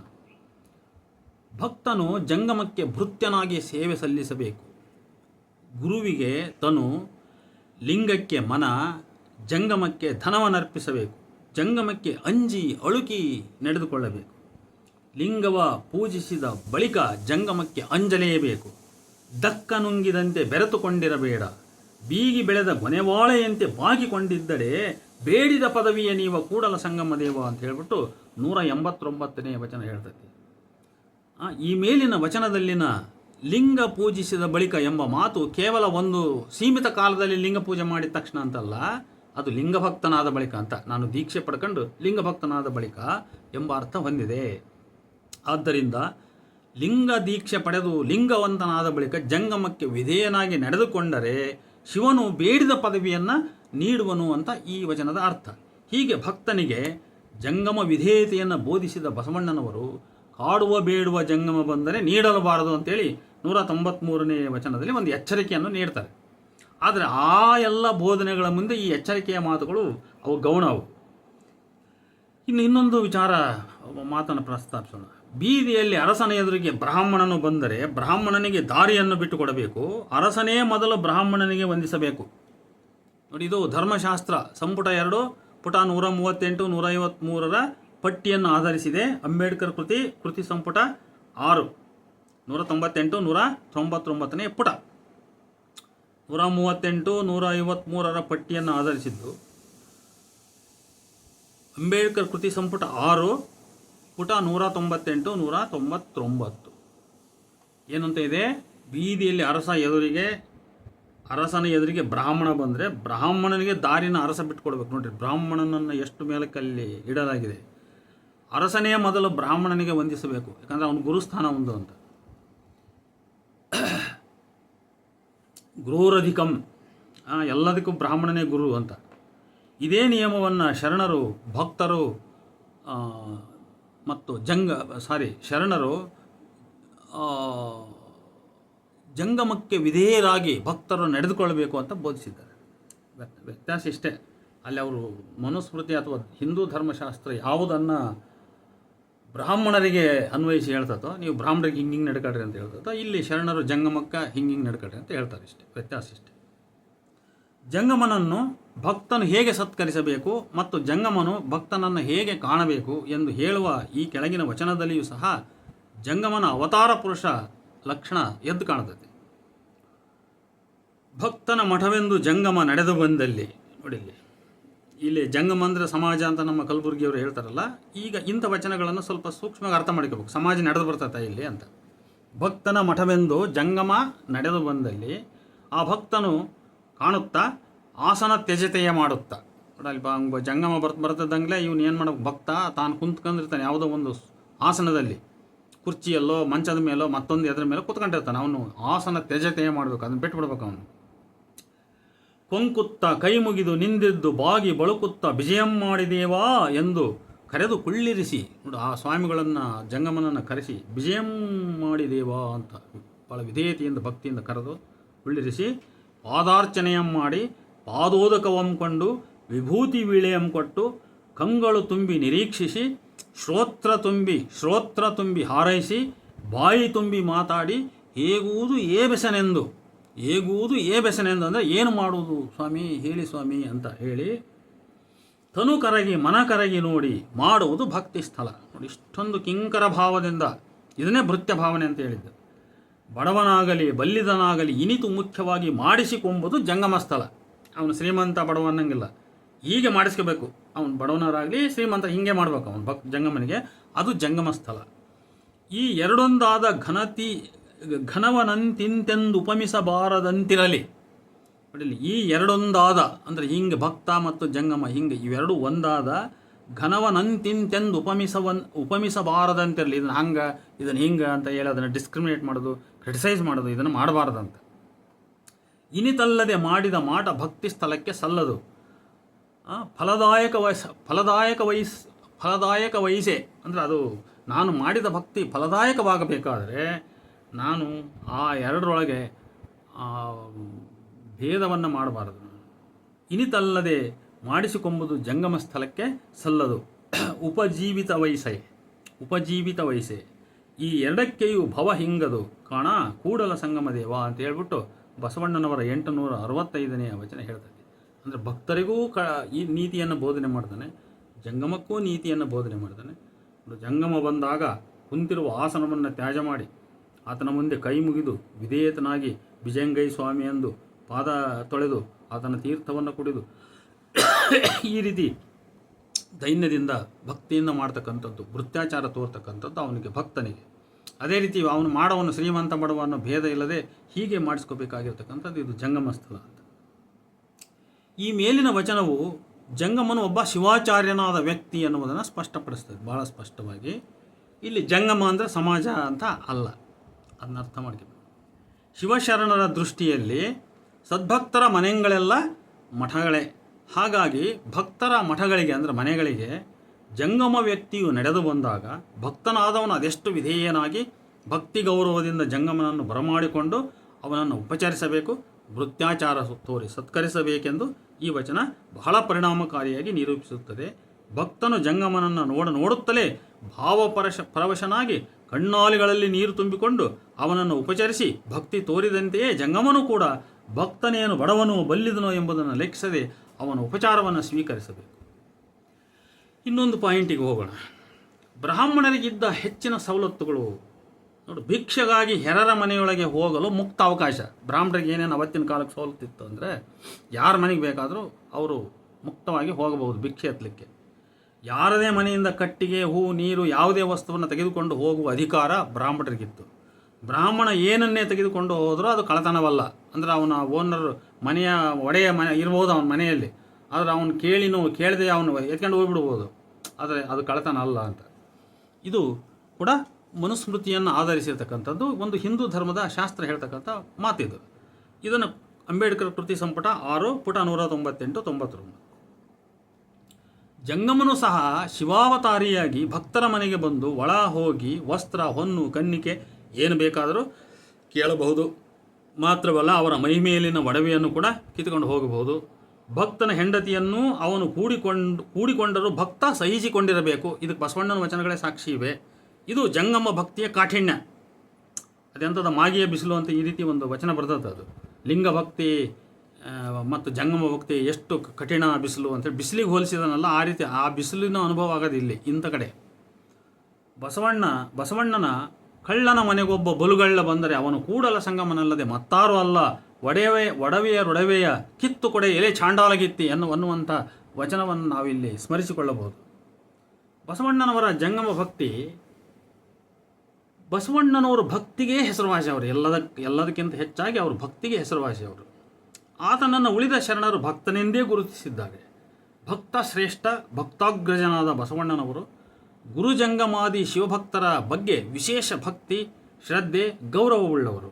ಗುರುಜಂಗಮದ ಯಾವುದೇ ಸೇವೆಯನ್ನು ತಮ್ಮ ಕಾಯ, ವಾಚ, ಮನಃಶುದ್ಧಿ ಅಂದರೆ ತ್ರಿಕರಣ ಶುದ್ಧಿಯಿಂದ ಮಾಡುವುದಾಗಿಯೂ ಅನೇಕ ವಚನಗಳಲ್ಲಿ ಅವರು ಶ್ರುತಪಡಿಸಿದ್ದಾರೆ. ಕಾರಣವಿಷ್ಟೇ, ಆ ಜಂಗಮರು ಶಿವಶರಣರು ಸಾಕ್ಷಾತ್ ಶಿವಸ್ವರೂಪಿಗಳವರು. ಆದ್ದರಿಂದ ಭಕ್ತರಾದ ಬಸವಣ್ಣನವರು ಶಿವಸ್ವರೂಪಿಗಳಾದ ಶಿವಶರಣರೊಂದಿಗೆ ಸ್ವಾಮಿ ಭೃತ್ಯ ಸಂಬಂಧ ಕಂಡರಿದವರವರು.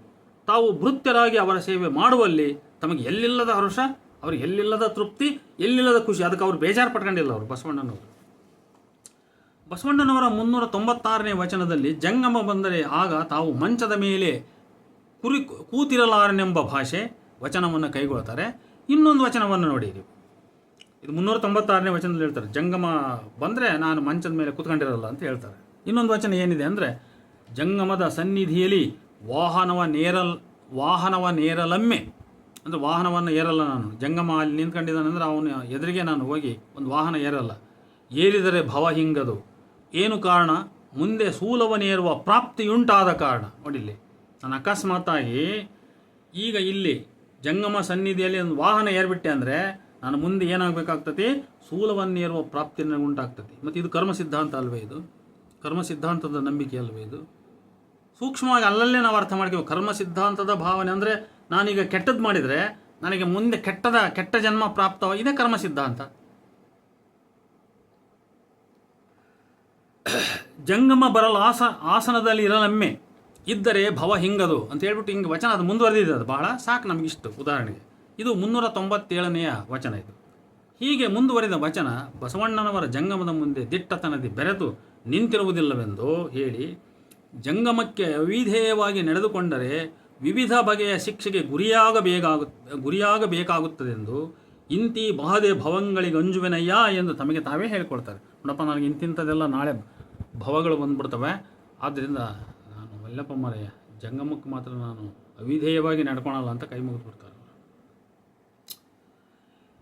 ಭಕ್ತನು ಜಂಗಮಗೆ ಭೃತ್ಯ, ಜಂಗಮನು ಭಕ್ತನಿಗೆ ಕರ್ತ, ಒಡೆಯ. ಈ ಭಾವವು ಒಮ್ಮೆ ಭಕ್ತನಲ್ಲಿ ನೆಲೆಸಿದ ಬಳಿಕ ಅವನು ಜಂಗಮ ಸೇವೆಯಲ್ಲಿ ಏನು ಲಾಭ ಅಥವಾ ಏನು ಫಲ ಬಂತು, ಏನು ನಷ್ಟವಾಯಿತು ಎಂಬ ದುರಾಲೋಚನೆಯನ್ನು ಬಿಡಬೇಕು.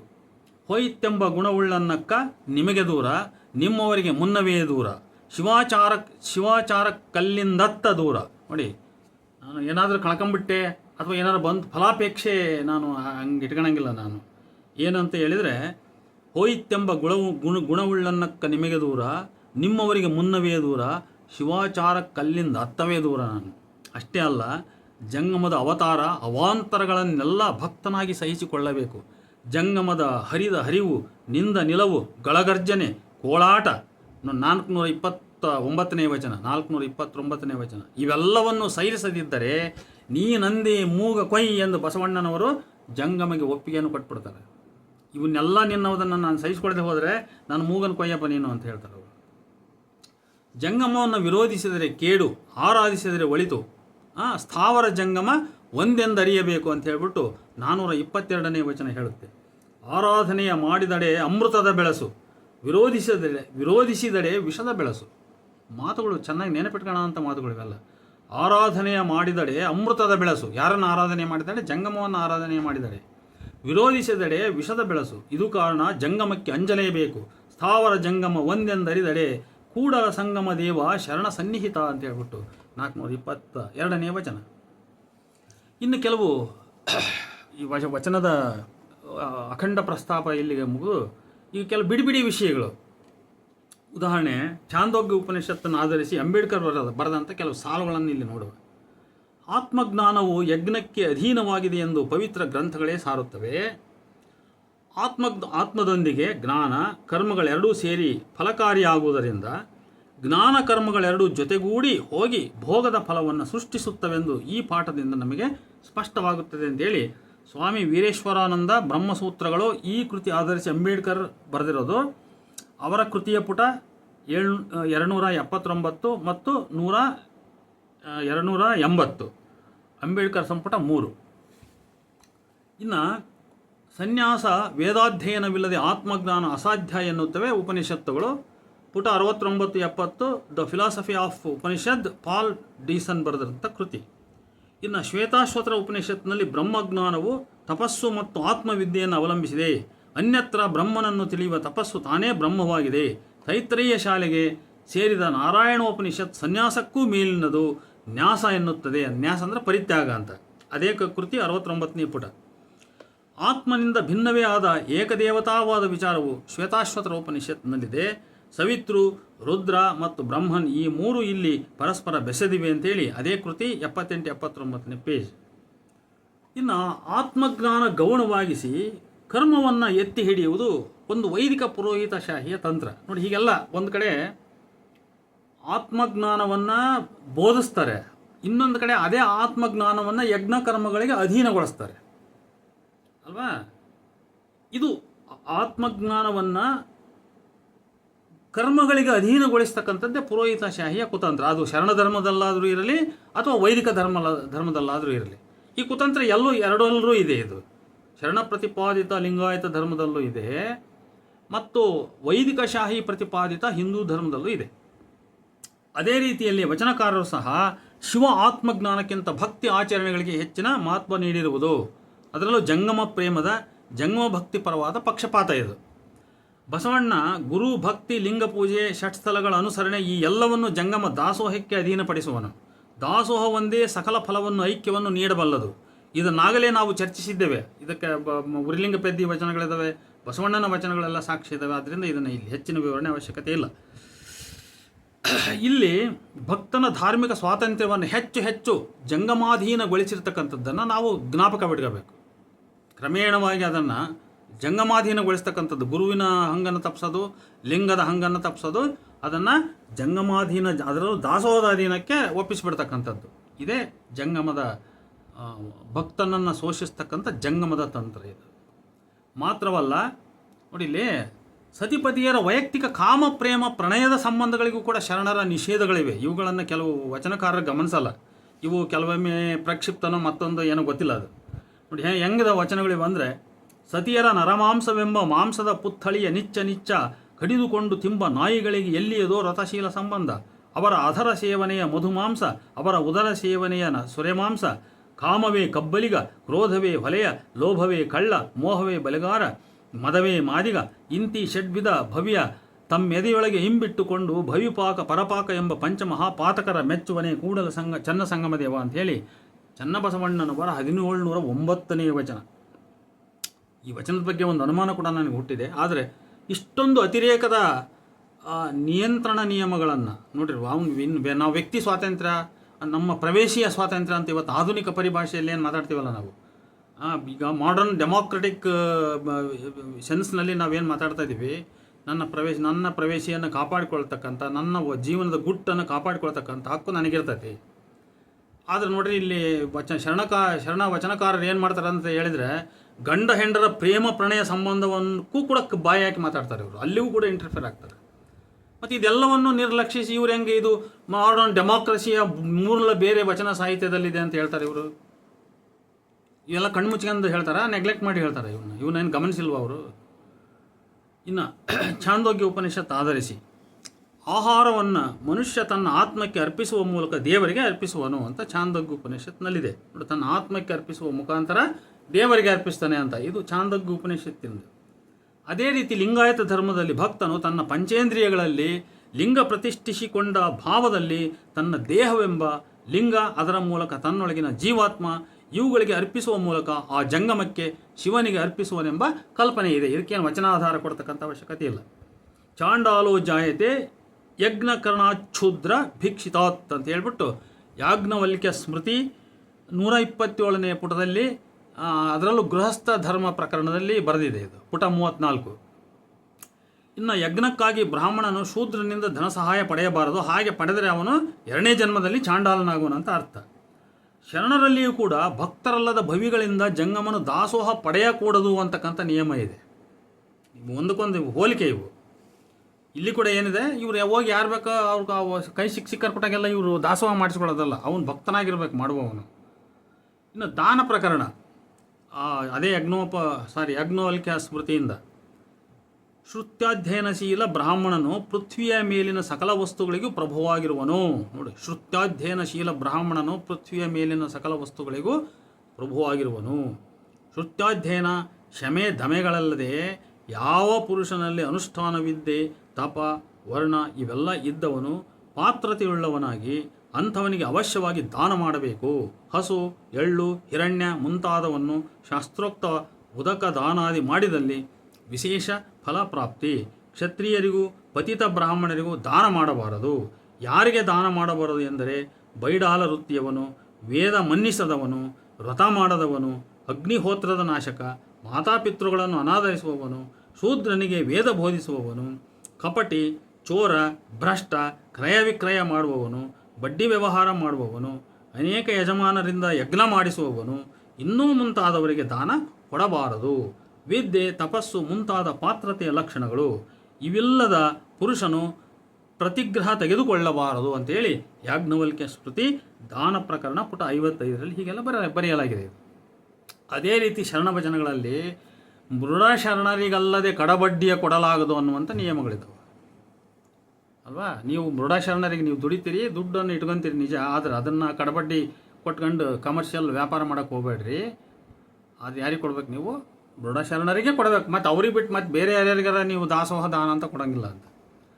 ಹಾಗಾಗಿ ದಾತವ್ಯಂ ಪ್ರತ್ಯಹಂ ಪಾತ್ರೇ ನಿಮಿತ್ತೇಶು ವಿಶೇಷತಃ ಯಾಚಿತೇನಾಪಿ ದಾತವ್ಯಂ ಶ್ರದ್ಧಾಪೂತ ಸ್ವಶಕ್ತಿಥ ಅಂತ ಹೇಳ್ಬಿಟ್ಟು ಯಾಜ್ಞವಲ್ಕ್ಯ ಸ್ಮೃತಿ ದಾನ ಪ್ರಕರಣ ಪುಟ 55ರಲ್ಲಿ ಬರೆಯಲಾಗಿದೆ. ಅದು ಶ್ಲೋಕ ಸಂಖ್ಯೆ 203. ಗೋ, ಸುವರ್ಣ ಮೊದಲಾದವನ್ನು ಶಕ್ತ್ಯಾನುಸಾರವಾಗಿ ನಿತ್ಯವೂ ಪಾತ್ರತೆಯುಳ್ಳವನಿಗೆ, ಅಂದರೆ ವಿದ್ಯೆ, ತಪಸ್ಸು ಇತ್ಯಾದಿ ಗುಣ ಉಳ್ಳವನಿಗೆ ದಾನವಾಗಿ ಕೊಡಬೇಕು. ದಾನವು ಕುಟುಂಬ ನಿರ್ವಹಣೆಗೆ ಬಾಧೆ ತರುವಂಥದ್ದಾಗಿರಬಾರದು. ನೋಡಿ, ಇಲ್ಲಿ ಶರಣರ ವಚನಗಳಿಗೂ ನಾವು ಈ ದಾನಗಳಿಗೂ ವೈದಿಕರ ದಾನಗಳಿಗೂ ಒಂದು ವ್ಯತ್ಯಾಸ, ಹೋಲಿಕೆ ಮಾಡಬೇಕಾದ ವಿಚಾರ ಬರ್ತದೆ. ಇಲ್ಲಿ ಈ ಜ್ಞಾಪಕವನ್ನು ಇಟ್ಕೋಬೇಕು ನಾವು. ದಾನವು ಕುಟುಂಬ ನಿರ್ವಹಣೆಗೆ ಬಾಧೆ ತರುವಂತಹುದು ಆಗಿರಬಾರದು ಅಂತ ಇದೆ ಇಲ್ಲಿ. ಯಾಚನೆ ಮಾಡದೆ ಕೊಡುವ ದಾನಕ್ಕೆ ದೊಡ್ಡ ಫಲವಿರುವುದು ಅಂತ. ಇನ್ನೊಬ್ಬರಿಂದ ನಾವು ಇಸ್ಕೊಂಡು ಮಾಡೋ ದಾನ ಅಲ್ಲ, ನಾನೇ ಸ್ವಂತ ನನ್ನಿಂದ ಮಾಡಬೇಕು, ಆಮೇಲೆ ನನ್ನ ಕುಟುಂಬಕ್ಕೆ ದಾನದಿಂದ ಧಕ್ಕೆ ಬರಬಾರದು. ಇದು ಯಾಜ್ಞವಲ್ಕ್ಯ ಸ್ಮೃತಿ ಹೇಳಿರ್ತಕ್ಕಂಥದ್ದು. ಶರಣವಚನಗಳು ಏನು ಹೇಳ್ತಾವೆ ನೋಡೋಣ. ಹಂಗಾರೆ ಶರಣತತ್ವದಲ್ಲಿ ಭಕ್ತನು ನಿರ್ಧನಿಕನಾಗಿದ್ದಲ್ಲಿ ಧನಿಕನಿಂದ ಪಡೆದು ಜಂಗಮ ದಾಸೋಹ ಮಾಡಬೇಕು, ಅಥವಾ ಅವನ ಕೈಯಲ್ಲಿ ತನ್ನ ಪರವಾಗಿ ಮಾಡಿಸಬೇಕು. ನೋಡು, ಕಾಯಕವನ್ನು ಹೆಂಡರು ಮಕ್ಕಳಿಗೆಂದು ಸಂಸಾರಕ್ಕೆಂದು ಮಾಡಬಾರದು. ಇದು ಎಂಥ ನೀತಿ? ಯಾವುದು ಕಠಿಣ ಇದರಲ್ಲಿ? ಯಾಜ್ಞವಲ್ಕ್ಯ ನೀತಿ ಕಠಿಣವೋ ಅಥವಾ ಶರಣರ ನೀತಿ ಕಠಿಣವೋ? ತಾವೇ ನಿರ್ಧಾರ ಮಾಡ್ಬೋದು. ಭಾಳ ಸ್ಪಷ್ಟವಾಗಿ ಹೇಳ್ತಾರೆ ಇವರು. ದಾಸೋಹಕ್ಕೆಂದೇ ನೀನು ಕಾಯಕ ಮಾಡು, ನೀನು ಹೆಂಡತಿ ಮಕ್ಕಳಿಗೆ ಅಂತ ಕಾಯಕ ಮಾಡಬೇಡ. ನೀನು ಹೆಂಡತಿ ಮಕ್ಕಳಿಗೆ ಅಂತ ಮಾಡಿದ್ದು ಕಾಯಕ, ಅದು ಕಾಯಕ ಆಗಲ್ಲ. ದಾಸೋಹಕ್ಕಂತ ಮಾಡಿದ್ದೆ ಕಾಯಕ. ಹೌದಾ? ನನ್ನ ಹೊಟ್ಟೆಯಲ್ಲಿ ಅರಿವಿಟ್ಕೊಂಡು ನೀನು ದಾಸೋಹ ಮಾಡಪ್ಪ. ಆಮೇಲೆ ನಾನು ಅಕಸ್ಮಾತ್ ನಿರ್ಧನಿಕನಾಗಿದ್ದರೆ ನಾನು ಧನಿಕನಿಂದ ಮಾಡಿಸ್ಬೇಕಂತೆ. ನೋಡಿ, ಇಂಥ ಅತಿರೇಕದ ದಾಸೋಹ ನಿಯಮವನ್ನು ಶರಣರು ಹೇರಿದ್ದಾರೆ. ಇದನ್ನು ನಾವು ದಾನಕ್ಕೆ ಹೋಲಿಸಿದರೆ ದಾನಕ್ಕಿಂತ ದಾಸೋಹದ ಕಠೋರತೆ ಹೆಚ್ಚಿದೆ. ಆದರೆ ಡಾಕ್ಟರ್ ಕಲಬುರ್ಗಿ ಅವರು ಏನು ಹೇಳ್ತಾರೆ? ದಾನ ಶೋಷಣೆದು, ದಾಸೋಹ ಶೋಷಣೆದಲ್ಲ ಅಂತ ಹೇಳ್ತಾರೆ. ಅಂದರೆ ಸತ್ಯವನ್ನು ಇವರು ಎಲ್ಲೋ ಒಂದು ಕಡೆ ಮರೆಮಾಚಿ ಅದನ್ನು ತಿರುಚಿ ಹೇಳ್ತಾರೆ ಅಂತ ಇಲ್ಲಿ ಭಾಳ ಸ್ಪಷ್ಟ ಇದು. ಹಾಗಾಗಿ ದಾನವು ಫಲಾಪೇಕ್ಷಿತವಾದುದು. ದಾನಗಳಲ್ಲಿ ಸರ್ವಶ್ರೇಷ್ಠವಾದ ಗೋದಾನ ಮಾಡಿದರೆ 3 ಬಾರಿ ಪೃಥ್ವಿ ದಾನ ಮಾಡಿದ ಪುಣ್ಯ ಬರುವುದು. 2100 ಮೊಳ ಗೋಚರ್ಮವನ್ನು, ಭೂಮಿಯನ್ನು ದಾನ ಮಾಡುವುದರಿಂದ ಜ್ಞಾನಾಜ್ಞಾನದಿಂದ ಮಾಡಿದ ಪಾಪ ನಿವಾರಣೆಯಾಗುವುದು. ದೀಪದಾನದಿಂದ ನೇತ್ರ ಪ್ರಾಪ್ತಿ, ಅನ್ನದಾನದಿಂದ ಅಕ್ಷಯ ಸುಖ, ವಸ್ತ್ರದಾನದಿಂದ ಚಂದ್ರ ಸಾಲೋಕ್ಯ, ಜಲದಾನದಿಂದ ತೃಪ್ತಿ, ತಿಲದಾನದಿಂದ ಅನುಕೂಲ ಸಂತಾನ ಪ್ರಾಪ್ತಿ, ಹೀಗೆಲ್ಲ ಇವೆ. ಇನ್ನು ಶರಣರ ದಾಸೋಹದಿಂದಲೂ ಕೂಡ ನಮಗೆ ಪುರುಷಾರ್ಥಗಳು ಪ್ರಾಪ್ತಿನೇ. ಇಲ್ಲಿ ಇದೇನು ಶರಣರ ದಾಸೋಹ ಪುರುಷಾರ್ಥಗಳ ನಿರೀಕ್ಷೆ ಇಲ್ಲದಂಥದ್ದಲ್ಲ. ಇದು ನಿಷ್ಕಾಮ ಕರ್ಮ ಅಲ್ಲ. ಇದನ್ನು ನಾವು ಭಾಳ ಸ್ಪಷ್ಟವಾಗಿ ಅರ್ಥ ಮಾಡ್ಕೋಬೇಕು. ನಮ್ಮ ಆಧುನಿಕ ವಿದ್ವಾಂಸರು ವಚನ ಸಾಹಿತ್ಯಗಳ ಕುರಿತಾಗಿ ಬಹಳಷ್ಟು ಮುಖ್ಯ ತತ್ವಗಳ ತಪ್ಪು ಸಂದೇಶಗಳನ್ನು ಜನರಿಗೆ ಕೊಟ್ಟಿದ್ದಾರೆ ಈಗ ಆಲ್ರೆಡಿ. ಅದನ್ನು ನಾನು ಅನೇಕ ವಿಡಿಯೋಗಳಲ್ಲಿ ತೆರೆದು ತೋರಿಸಿದ್ದೇನೆ. ಅದರಲ್ಲಿ ಇದು ಕೂಡ ಒಂದು. ದಾಸೋಹ ನಿಷ್ಕಾಮ ಕರ್ಮವಲ್ಲ. ಆಮೇಲೆ ದಾನಕ್ಕಿಂತಲೂ ದಾಸೋಹ ಬಹಳ ಕಠಿಣವಾದದ್ದು. ದಾನದಂತೆ ದಾಸೋಹವು ಕೂಡ ಒಂದು ಶೋಷಣೆ. ಅಲ್ಲಿ ಬ್ರಾಹ್ಮಣರು ಶೋಷಣೆ ಮಾಡ್ತಾರೆ, ಇಲ್ಲಿ ಜಂಗಮರು ಶೋಷಣೆ ಮಾಡ್ತಾರೆ. ಇದನ್ನು ಅರ್ಥ ಮಾಡ್ಕೋಬೇಕು. ನೋಡೋಣ. ಧರ್ಮಾರ್ಥ ಕಾಮ ಮೋಕ್ಷಗಳ ಕಾಮಿಸಿ ಗುರುಲಿಂಗ ಜಂಗಮಕ್ಕೆ ಹೊನ್ನು ಹೆಣ್ಣು ಮಣ್ಣು ವಸ್ತ್ರಾಭರಣಗಳ ನಿತ್ತ ಭಕ್ತಂಗೆ ಕಾಮಿತ ಫಲ ಒಪ್ಪುದು ತಪ್ಪದಯ್ಯ, ಸೌರಾಷ್ಟ್ರ ಸೋಮೇಶ್ವರನೇ ಸಾಕ್ಷಿಯಾಗಿ ಅಂತ ಹೇಳ್ಬಿಟ್ಟು ಆದಯ್ಯನ 980ನೇ ವಚನ ಹೇಳುತ್ತೆ. ಧರ್ಮಾರ್ಥ ಕಾಮ ಮೋಕ್ಷಗಳ ಕಾಮಿಸಿದ ಭಕ್ತನು ಗುರುಲಿಂಗ ಜಂಗಮಗಳಿಗೆ ಹೊನ್ನು ಹೆಣ್ಣು ವಸ್ತ್ರಾಭರಣಗಳನ್ನು ಕೊಟ್ಟ ಭಕ್ತನಿಗೆ ತಾನೇನು ಅನ್ಕಂತಾನೆ ಅದೆಲ್ಲ ಆಗಿಬಿಡುತ್ತೆ ಅಂತ ಹೇಳ್ಬಿಟ್ಟು. ಅದರಿಂದ ಇಲ್ಲಿಗೆ ಈ ವಿಡಿಯೋ ಉಪನ್ಯಾಸ ಮುಕ್ತಾಯಗೊಳಿಸ್ತಾ ಇದ್ದೇನೆ. ಕೊನೆಯದಾಗಿ ಒಂದೆರಡು ಮಾತು. ಇವೆಲ್ಲವನ್ನು ಅಂದರೆ ಇಲ್ಲಿವರೆಗೂ ಮತ್ತೆ ನೆಕ್ಸ್ಟ್ ಇನ್ನು 7ನೇ ವಿಡಿಯೋದಲ್ಲಿ ನಾವು ಮತ್ತೆ ಭೇಟಿಯಾಗೋಣ. ಈ ವಿಡಿಯೋದಲ್ಲಿ ನಾವು ಮುಖ್ಯವಾಗಿ ಚರ್ಚಿಸಿರ್ತಕ್ಕಂಥ ವಿಷಯಗಳು ಬಹಳ ಸ್ಪಷ್ಟವಾಗಿವೆ. ವಚನಾಧಾರಗಳಂತೂ ಅತ್ಯಂತ ಸ್ಪಷ್ಟವಾಗಿವೆ. ಇಂಥ ನಿಕೃಷ್ಟವಾದ ನಿಲುವಿನ ವಚನಗಳನ್ನು, ಭಾಳ ನಿರ್ದಿಷ್ಟವಾಗಿ ಖಚಿತವಾದ ಶಬ್ದಗಳಿಂದ ಹೇಳ್ತಕ್ಕಂಥ ವಚನಗಳನ್ನು ನಾವು ಹಿಂದಕ್ಕೆ ತಳ್ಳಿ ಮತ್ತೆ ಬೇರೆ ಯಾವುದೋ ಒಂದು ತತ್ವವನ್ನು ನಾವು ಸುಮ್ಮನೆ ಅಲ್ಲಿಲ್ಲದ ತತ್ವವನ್ನು ಅಥವಾ ಗುಣವನ್ನು ಅದಕ್ಕೆ ಆರೋಪಿಸಿ ಮಾತಾಡ್ತಕ್ಕಂಥದ್ದು ಇದೊಂದು ರೀತಿಯ ವೈಚಾರಿಕ ದ್ರೋಹ. ಇದು ನಮ್ಮ ವಚನ ಸಾಹಿತ್ಯ ಪರಂಪರೆಯನ್ನು ನಾವು ತಪ್ಪಾಗಿ ಅರ್ಥೈಸಿ ಅದನ್ನು ಜನಗಳಿಗೆ ಏನೋ ಒಂದು ರೀತಿ ಬೇರೆ ರೀತಿಯಲ್ಲಿ ನಾವು ಪ್ರಾಜೆಕ್ಟ್ ಮಾಡ್ತಾ ಇದ್ದೇವೆ ಅನ್ನೋದಕ್ಕೆ ಇದಕ್ಕಿಂತ ಇನ್ನೇನು ಉತ್ತಮ ಉದಾಹರಣೆ ಬೇಕು. ಅದರಿಂದ ಪ್ರಾಜ್ಞರು ವಚನಗಳನ್ನು ಬಹಳ ಚೆನ್ನಾಗಿ ಅರ್ಥ ಮಾಡ್ಕೋಬೇಕು. ವಚನ ಸಾಹಿತ್ಯದ ಸತ್ಯಕ್ಕೆ ಧಕ್ಕೆ ಬಾರದಂತೆ ನಾವು ವಚನಗಳನ್ನು ಪ್ರಸ್ತುತಪಡಿಸಬೇಕು. ವಚನ ಸಾಹಿತ್ಯದ ಸತ್ಯಕ್ಕೆ, ಅದರ ಹೂರಣಕ್ಕೆ, ಅದರ ದೃಷ್ಟಿ ಧೋರಣೆಗೆ ಧಕ್ಕೆ ಬಾರದಂತೆ, ಅದರಲ್ಲಿ ಆ ಮಾನವೀಯತೆ ಇದ್ದರೆ ಮಾನವೀಯತೆಯನ್ನು ತೆರೆದು ಹೇಳೋಣ, ಅಮಾನವೀಯತೆ ಇದ್ದರೆ ಅಮಾನವೀಯತೆಯನ್ನು ತೆರೆದು ಹೇಳೋಣ. ಅದು ಹೇಗಿದೆಯೋ ಹಾಗೆ ಹೇಳೋಣ. ಅದೇ ರೀತಿ ವೈದಿಕ ಧರ್ಮ ಮತ್ತು ಶರಣ ಧರ್ಮ ಇವೆರಡನ್ನು ಪರಸ್ಪರ ಹೋಲಿಸೋಣ, ವಸ್ತುನಿಷ್ಠವಾಗಿ ಹೋಲಿಸೋಣ. ಅದರ ಪರ ಅಥವಾ ಇದರ ಪರ ಅಂತ ಪರದ ಪ್ರಶ್ನೆ ಅಲ್ಲ. ನಾವು ಸತ್ಯದ ಪರ ವಿಶ್ಲೇಷಕರು, ವಿದ್ವಾಂಸರು, ಸಂಶೋಧಕರು, ನಾವು ಸತ್ಯದ ಪರವಾಗಿ ನಿಂತು ಮಾತಾಡಬೇಕೇ ಹೊರತು ಆ ಪರ ಈ ಪರ ಅಂತಲ್ಲ. ನಾನು ಜಾತಿಯಲ್ಲಿ ಲಿಂಗಾಯತ ಅಂತೇಳಿ ಲಿಂಗಾಯತ ಧರ್ಮದ ಪರ ಮಾತಾಡೋದು, ನಾನು ಬ್ರಾಹ್ಮಣ ಅಂತೇಳಿ ಬ್ರಾಹ್ಮಣರ ಪರ. ಈ ರೀತಿಯ ಪಕ್ಷಪಾತ ದೃಷ್ಟಿಯಿಂದ ಯಾವುದೇ ಅಧ್ಯಯನದಿಂದ ನಾವು ಸತ್ಯಗಳನ್ನು ಹೊರತೆರೆದು ತೋರಿಸಲಿಕ್ಕೆ ಸಾಧ್ಯವಿಲ್ಲ. ನಿಷ್ಪಕ್ಷಪಾತ ದೃಷ್ಟಿಯಿಂದ ಮಾತ್ರ ಇದು ಸಾಧ್ಯ. ಅಂಥ ನಿಷ್ಪಕ್ಷಪಾತವಾದ ಅಧ್ಯಯನಗಳು, ಅದರಲ್ಲೂ ಎಸ್ಪೆಷಲಿ ವಚನ ಸಾಹಿತ್ಯ ಕುರಿತಾದ ಅಧ್ಯಯನಗಳು ಆಗಲೇಬೇಕು. ಅವು ಇಲ್ಲಿಯವರೆಗೆ ಆಗಿರುವ ಅಧ್ಯಯನಗಳು ಸಾಕಷ್ಟು ತಪ್ಪು ಸಂದೇಶಗಳನ್ನು ನೀಡಿವೆ. ಆದ್ದರಿಂದ ಓದುಗರು ಅಂಥ ಗುಂಗಿನಿಂದ ಭಾಳ ದೊಡ್ಡ ವಿದ್ವಾಂಸರು ಅವ್ರು ಹೇಳಿದ್ದೆಲ್ಲ ನಿಜ ಅಂತ ಹೇಳಿ ಕಣ್ಮುಚ್ಚಿ ನಾವು ನಂಬೋದಕ್ಕಿಂತ ನಾವು ಪ್ರತ್ಯಕ್ಷ ಕಂಡರು ಪ್ರಮಾಣಿಸಿ ನೋಡು ಅನ್ನೋ ಒಂದು ಸೂತ್ರವನ್ನು ಹಿಡಿದುಕೊಂಡು ನಾವೇ ಕಣ್ತೆರೆದ ವಚನಗಳನ್ನು ಆಲಿಸೋಣ. ಈಗ ನಾನು ಪ್ರತಿ ಪುಟದಲ್ಲಿ ಕೂಡ ವಚನ ಸಂಖ್ಯೆ ಪುಟ ಸಂಖ್ಯೆ ಎಲ್ಲ ಹೇಳ್ತಾ ಬಂದಿದ್ದೀನಿ. ನಾನು ಹೇಳಿದ ತಪ್ಪಿದೆಯೋ ಅಂತ ಹೇಳಿಬಿಟ್ಟು ತಾವು ಸಹೃದಯರು ವಚನ ಸಂಪುಟವನ್ನು ನೋಡಿ ಅನುಮಾನವಿದ್ದರೆ ನೀವು ನನ್ನ ಕಮೆಂಟ್ ಬಾಕ್ಸಲ್ಲಿ ಹಾಕ್ಬೋದು ಅಂತ ಹೇಳ್ತಾ ಇಲ್ಲಿಗೆ ನನ್ನ ಈ 6ನೇ ವಿಡಿಯೋ ಉಪನ್ಯಾಸವನ್ನು ಮುಕ್ತಾಯಗೊಳಿಸ್ತಾ ಇದ್ದೇನೆ. ಮತ್ತೆ ನಾವು ಮುಂದಿನ 7ನೇ ಉಪನ್ಯಾಸದಲ್ಲಿ ಪರಸ್ಪರ ಭೇಟಿಯಾಗೋಣ. ತಾವು ನನಗೆ ಸಬ್ಸ್ಕ್ರೈಬ್ ಆಗಿರಿ ಮತ್ತು ನನ್ನ ಎಲ್ಲ ವಿಡಿಯೋಗಳನ್ನು ಸಂಪೂರ್ಣ ಕೇಳುತ್ತಾ ನನಗೆ ಸಹಕರಿಸಿ ಅಂತ ತಮ್ಮಲ್ಲಿ ವಿನಯವಾಗಿ ಪ್ರಾರ್ಥಿಸಿಕೊಳ್ತಾ ಇದ್ದೇನೆ. ನಮಸ್ಕಾರ.